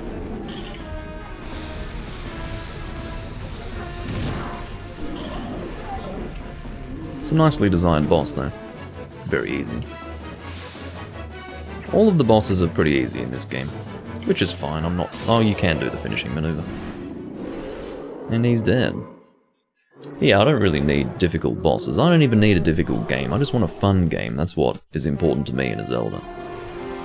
Maybe some people need these difficult to solve puzzles, I don't know. It is understandable why they would feel that way, because ultimately you feel that you've achieved more if you've had to suffer adversity, but that's not really how I get my pleasure from Zelda. My pleasure comes from the adventure, comes from advancing through the game in this world, and that's how it is for me. Everyone's different, I suppose. There is another fused shadow. Well done. Now we have 2 fused shadows. You know, you've been very helpful so far, so as a reward, I'll tell you an interesting story. Zant. That's the name of the King of Darkness who casts this pall of shadows all over your world. He's very strong. You would be nothing to him in your current state. But Zant will never be my king. I have nothing but scorn for his supposed strength. Not that your Zelda is much better. It still appalls me that this world of light is controlled by that princess. A carefree youth, a life of luxury. How does that teach duty? But I guess I shouldn't begrudge her the circumstances of her life. She didn't choose it after all, and I would never wish harm upon her. No, as long as I can get my hands on the fused shadows, I'll be just fine. Well, just one more left, shall we? She laughs quite a lot, doesn't she? And then it's Flathead. Flathead is still, you know, how do I say, unconscious? Incapacitated? As you would be. Oh, you can talk to him apparently. Fair enough. Ugh. What am I doing here? My head, it aches. I'd forgotten that you could actually talk to him and he'd get up. I guess I've never really cared to try. I think in all of my previous recordings I didn't bother talking to him. Maybe in my Let's Play I talked to him, but I don't think I did in the 2 livestream playthroughs I had hitherto completed. Want to go outside? Are you all done here? Yes.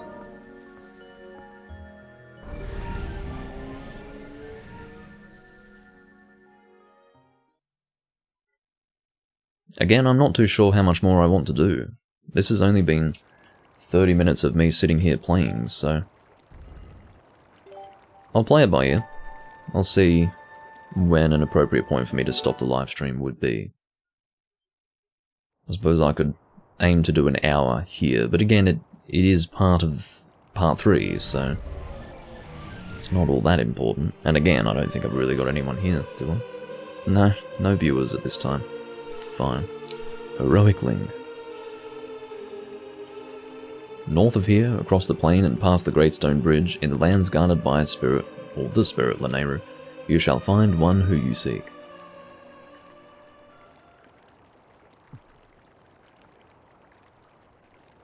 Yeah, I'm a hero. Link. Still don't understand why he falls on his hands and knees. Ilia. Oh right, it relates to her.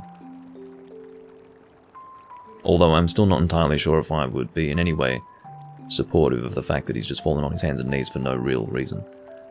You've got to save Ilia. Those monsters left me with the other kids, but they must have taken her somewhere else. Whenever I thought I couldn't go on, I would think of you and Ilia and hold on, Link.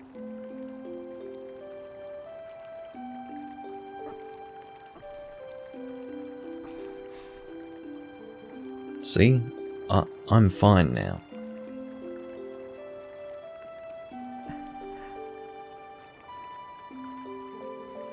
Remember what I told you back in Ordon, Link? When I grow up, I'm going to be just like you, Link. You know, I read a very stupid review of Twilight Princess somewhat recently. I didn't seek the review out myself. I don't read reviews from other people because I'm perfectly capable of coming to my own conclusions, particularly when it comes to a game that I've played for so long. But I was going through news articles and for some reason a review on Twilight Princess as a whole was recommended to me and I decided to read it.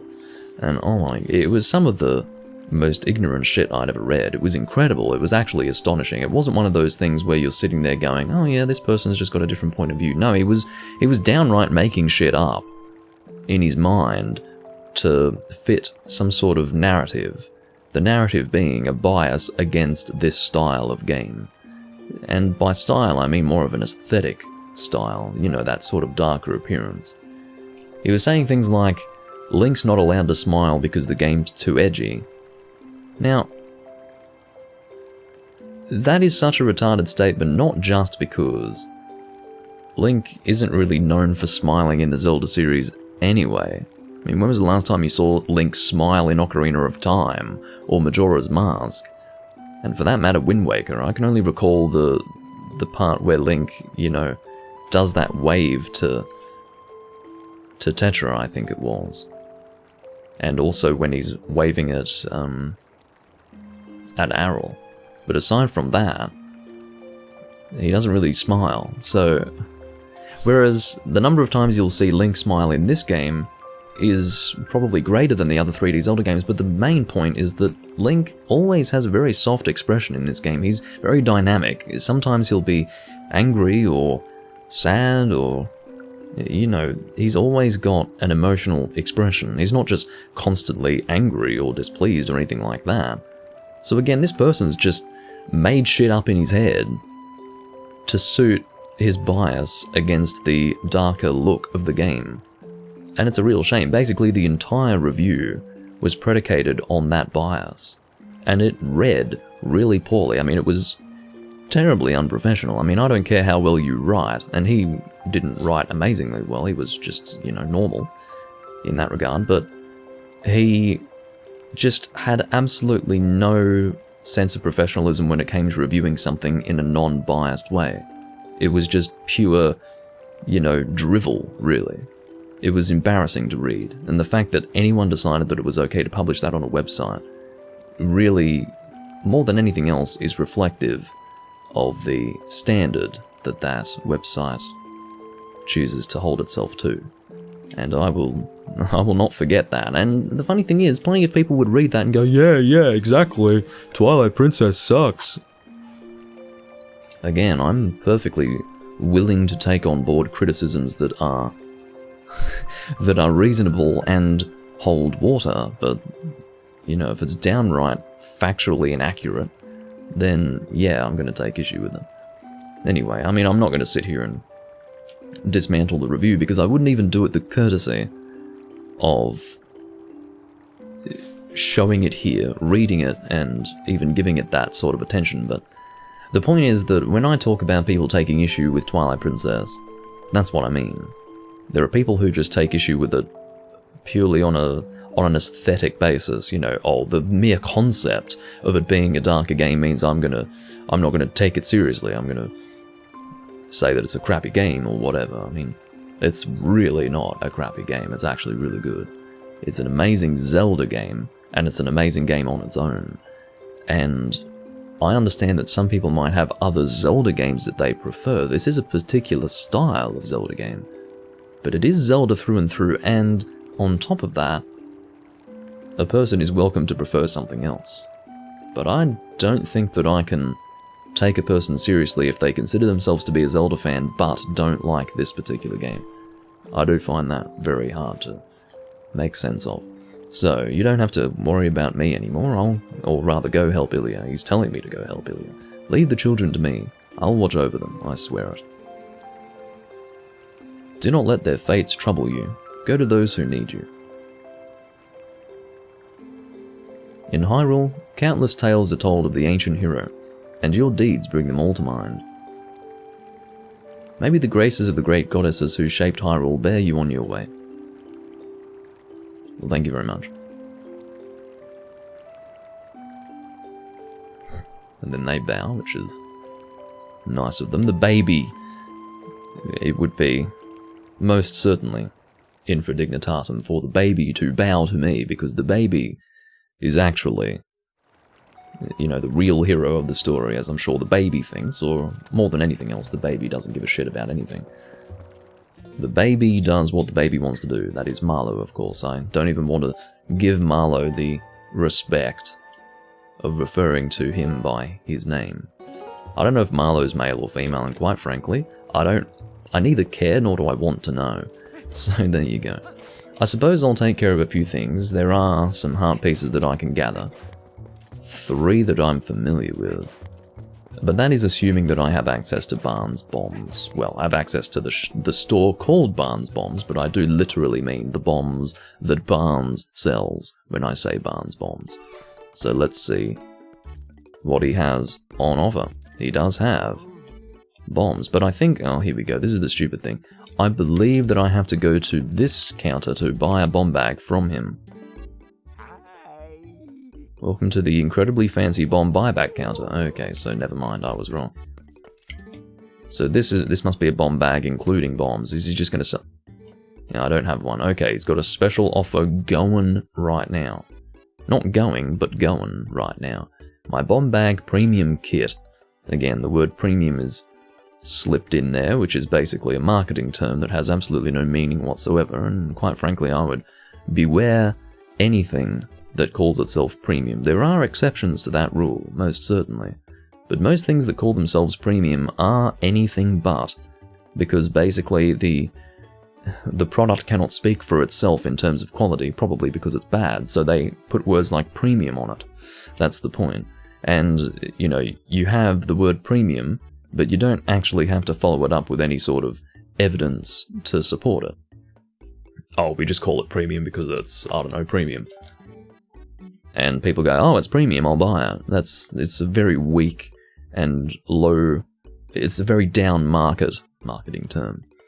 But again, there are exceptions to that. I think of beer, for instance. Let's look at beer. Basically, every beer that calls itself premium is a fucking piece of dog piss. But there are really great beers, such as I don't have an empty bottle on me, but Weihenstephaner, one of the best German beers, yet it calls itself a premium beer. So there you go. It really is beneath their dignity to do that, to put that on the bottle. But anyway, I'm not going to get into that marketing term, but it pisses me off every time I see it. And you'll find other people just realizing, oh, premium's a little bit too stock standard. Let's come out with a different word for it. One thing that I saw in the store in which I work is a pop filter that has the marketing phrase, what was it again? Exclusive design. Ooh, exclusive. You know, it's such a load of shit. Instead of saying premium design, they say exclusive design. Ooh, it's exclusive. Only here can I have this design. Only from you. Only from this manufacturer. It's like, fuck it. Fuck it. I don't care if it's exclusive or not. Is it good? That's my concern. I couldn't give a damn whether it's exclusive or not. But yeah, I'm not going to get into that. I already have gotten into it, but I'm going to stop myself right there. Now you'll get to taste the true height of perfection with my finely crafted bombs. Oh, and you can combine bombs and arrows to make bomb arrows. That's how that works. Combining, you know, bomb plus arrow equals bomb arrow. Thank you, Barnes. For when you need ranged explosives. We will need them fairly soon. I'll send you a letter with the details later so you can read about it at your leisure. Okay. We know who's going to be delivering that letter. Or at the very least I know. I don't know if you know, but you should know. You got a bag with bombs. Lift one with Y or X and press A to set it down. Press A while running to throw one. Okay. We can only hold 30 at this stage, but that's quite fine. In fact, no, I think we always hold 30, but we get different bomb bags. So for example, wait, can we have the same bombs in 2 different bags to combine the numbers? So let's say, for example, we have 3 bomb bags. If we put 30 in 2, do we get a single list of 60 bombs? Probably. I can't remember how it works in this game, to be completely honest with you, but there are 3 bomb bags. That is one of them. That as in this, not the bow. But yeah. Hello, Renato. I don't know what you're up to. There's Milo Mart over there, likely selling a Hylian shield. Let's have a look and see if it's selling a Hylian shield. If it's not, then it's useless to me. It is actually selling a Hylian shield, and it sells another wooden shield as well. Hey, you can look at stuff, but don't you dare just take things. I had no intention of doing that, but I wasn't able to talk to you. I was only given the option to take this shield. That's my valuable merchandise. You want it, you pay for it. Well, don't put it on the counter as if to present it to whoever walks in the door. You stupid child. I decided to take on this unmanned shop. Buy something, it helps the whole village when you do. 200 rupees. We cannot afford that just yet, but we will probably be able to very soon. We are currently at 180 rupees. I'm now... well, actually, I don't know if I'm covering the rupee counter. Let's have a look. Come on, how long does it take to load? Alright. I am I'm not covering it so much that you don't know what it is. You know it's at least 180 something. And it is indeed 180. Alright, so I believe that there are 3 heart pieces that we have access to right now. I could be wrong. Actually, let's do this. I could be wrong. Maybe one of these is something else. I know there's a heart piece there. There's probably... in fact, I know for sure that there are 2 heart pieces here. Yeah, I have access to 3 heart pieces, I'm pretty sure. So, the first one is over here. Don't think any of these chickens are of importance. Oh, here we go. I've almost got enough for the Hylian shield already, just from that. And I think there might be... oh, I don't know. Yeah, it's in here. So, if we take our iron boots, there will be a chest down the bottom. Have to be careful with our breath. We don't want to be hanging around in here for too long. Alright, 3 more for another full heart container. That's concerning. I need another 3 to get a full heart container. I was hoping that I only needed 3 from now, and part of the reason why I was expecting that was because I'm used to only needing 4 pieces of heart for a full heart container, but in this game you need 5, which is annoying. It is, as I recall, the first game that required you to do that, or maybe that's not true. Can't really remember. That's what I used to think, but there you go. It is worth mentioning that you can hold that arrow there for as long as you want. Alright, as far as how we get that heart piece down, that is using the Gale Boomerang. We obviously have that.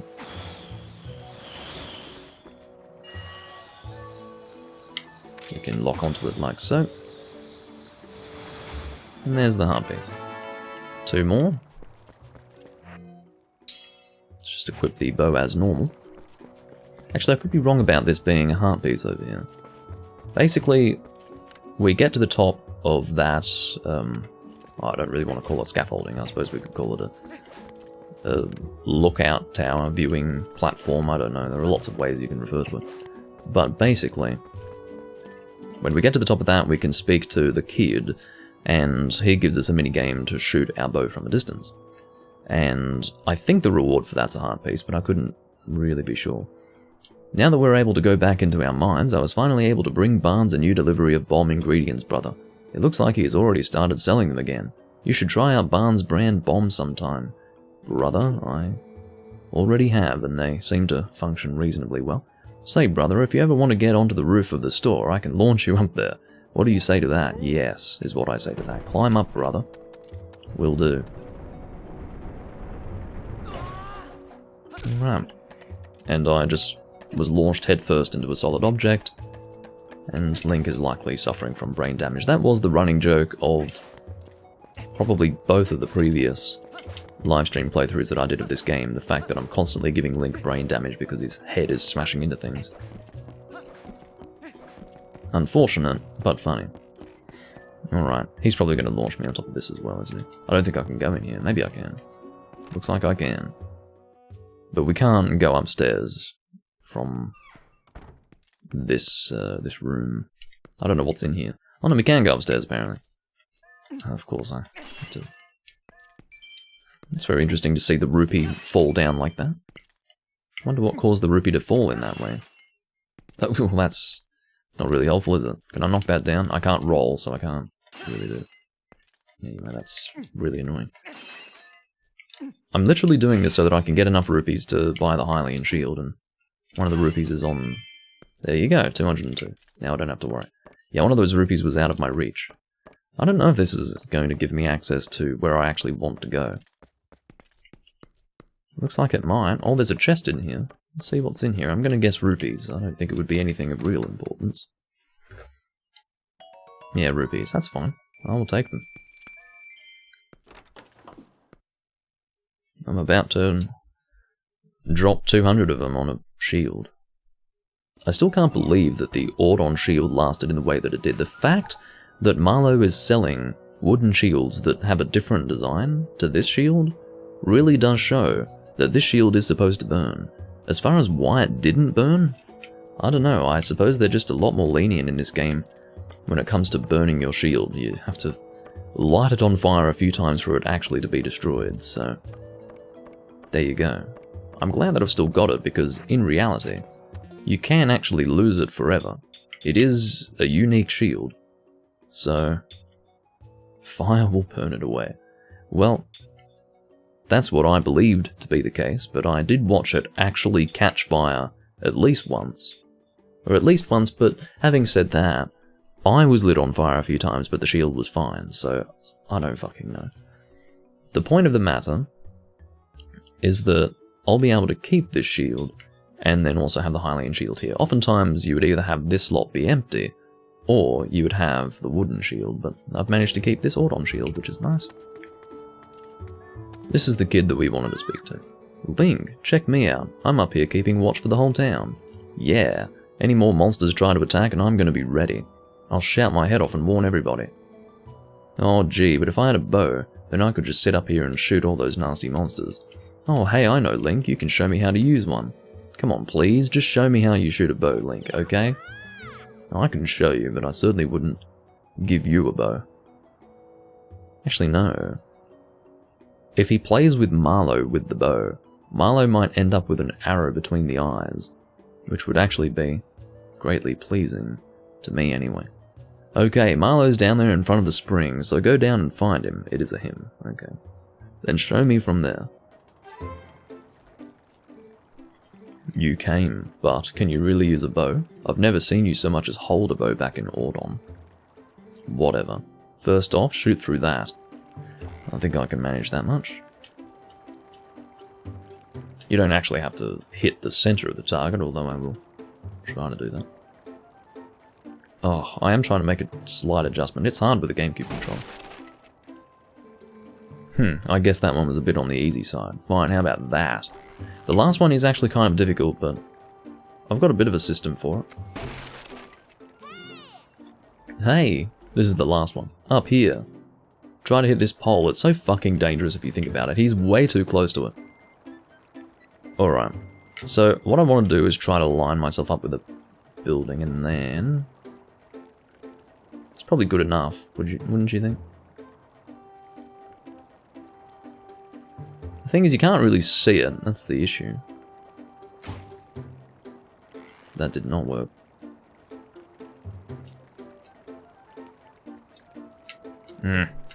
Again, it's more comfortable to snap into position rather than slowly move. I can't even see it, really. Well, there you go. Did it in 2 tries. Whoa, you hit it. Thanks, Link. Oh, I guess you have a little bit of skill when you concentrate. Looks like you've left some battles behind you. Impressive. Shut up, kid. I'm not in need of your acknowledgement. Take this. So that is a piece of heart. I wasn't entirely sure if it was a piece of heart. I knew it was something good, but yeah. Now I just need one more, which is rather tantalizing. I don't know where there is one more to get. I just managed to get 3 all in one go, basically. But I'm not too sure where I can get another right now. I'm sure there are plenty around, I just don't know exactly where there would be one. Probably in Hyrule Field or something. There is like...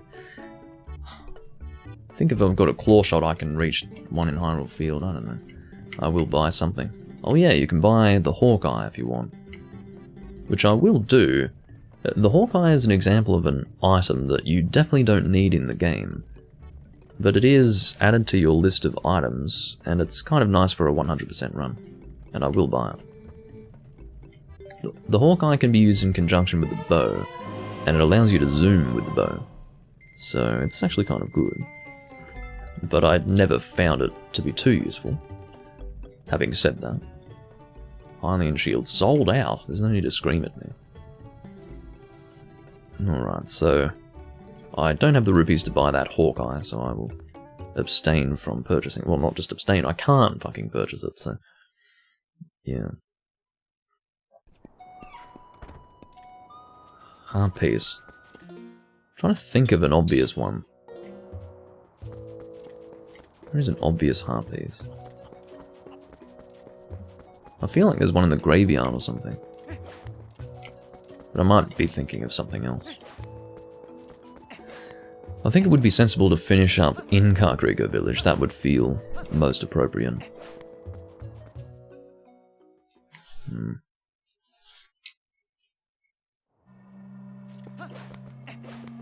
I'll snoop around the graveyard a little bit, but I don't think that I'm going to be happening upon a piece of heart or anything. Unless... Oh, I think I am going to be happening upon a piece of heart, ladies and gentlemen. I've got a sneaking suspicion that this is going to give me access to one. One of the easiest ones in the game, in fact.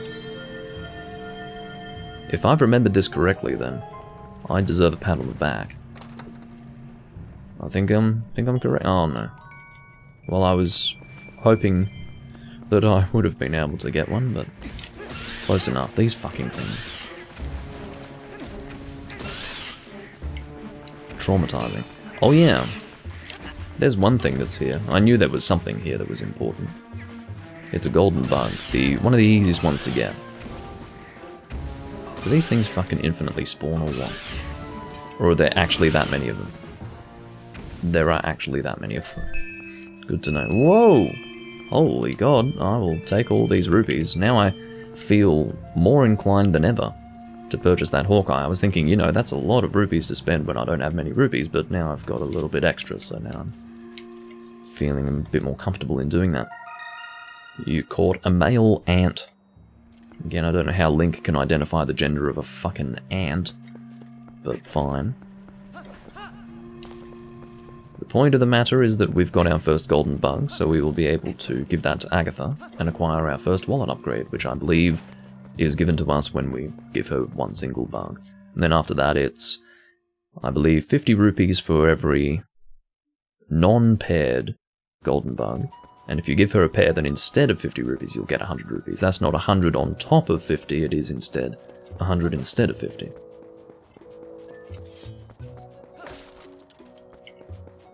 Looks like that's been patched up in a rather awkward fashion. Alright, let's go and purchase that Hawkeye, and then that'll probably do us, honestly. I think that would, at that point, conclude our recording, and that's appropriate because that will be about an hour in this particular session. The Hawkeye is 100 rupees. You want it or not? I do want it. I see, I suppose I can part with it. You've literally got 300 rupees out of me, and you're going to act all sassy about it. Shut up. Combine it with the hero's bow on the up item screen, up on the D-pad, to zoom in on distant objects and shoot them with your arrows. So you can use that for the mini-game that we did just before, but as I demonstrated, it's not really necessary. I suppose it's necessary if you really don't know where the pole is. Admittedly, it's not visible, quite frankly, but if you roughly know where it is, you can aim correctly. Alright, so the Hawkeye is a separate item, as you can see. Let's combine that and see how it looks. So, oh, it's almost like a sniper scope, I'd forgotten. So, you can zoom like that. Let's have a look and see how good the zoom is. I'll tell you what it's good enough for.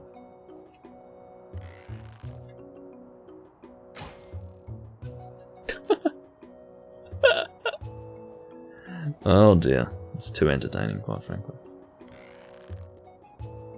Don't know what the arrow drop's like. Let's see what the arrow drop is like. Oh. You hit it again! Wow, you're amazing, Link. Well, how would you feel if I got a headshot on you from this distance, huh? Anyway. At least I was praised for hitting it again. I am amazing. You're damn right about that. We'll be getting the Master Sword after the next dungeon, I believe. But in the meantime, which is a totally unrelated point that I've just made, unrelated to anything that's been mentioned thus far, I will not, as you can see, the Hawkeye is really only to be used when you're wanting to shoot at a great distance. If you're just shooting in most scenarios, this is what is most comfortable. So, there you go. That is what I will be doing for the most part. But I think I will save the game. I will clarify for anyone who is not familiar with this fact, but this date that is here is not correct due to system date issues on my GameCube. Anyway, I do thank you all for watching. This is still part 3 of the Twilight Princess livestream playthrough in the European PAL version.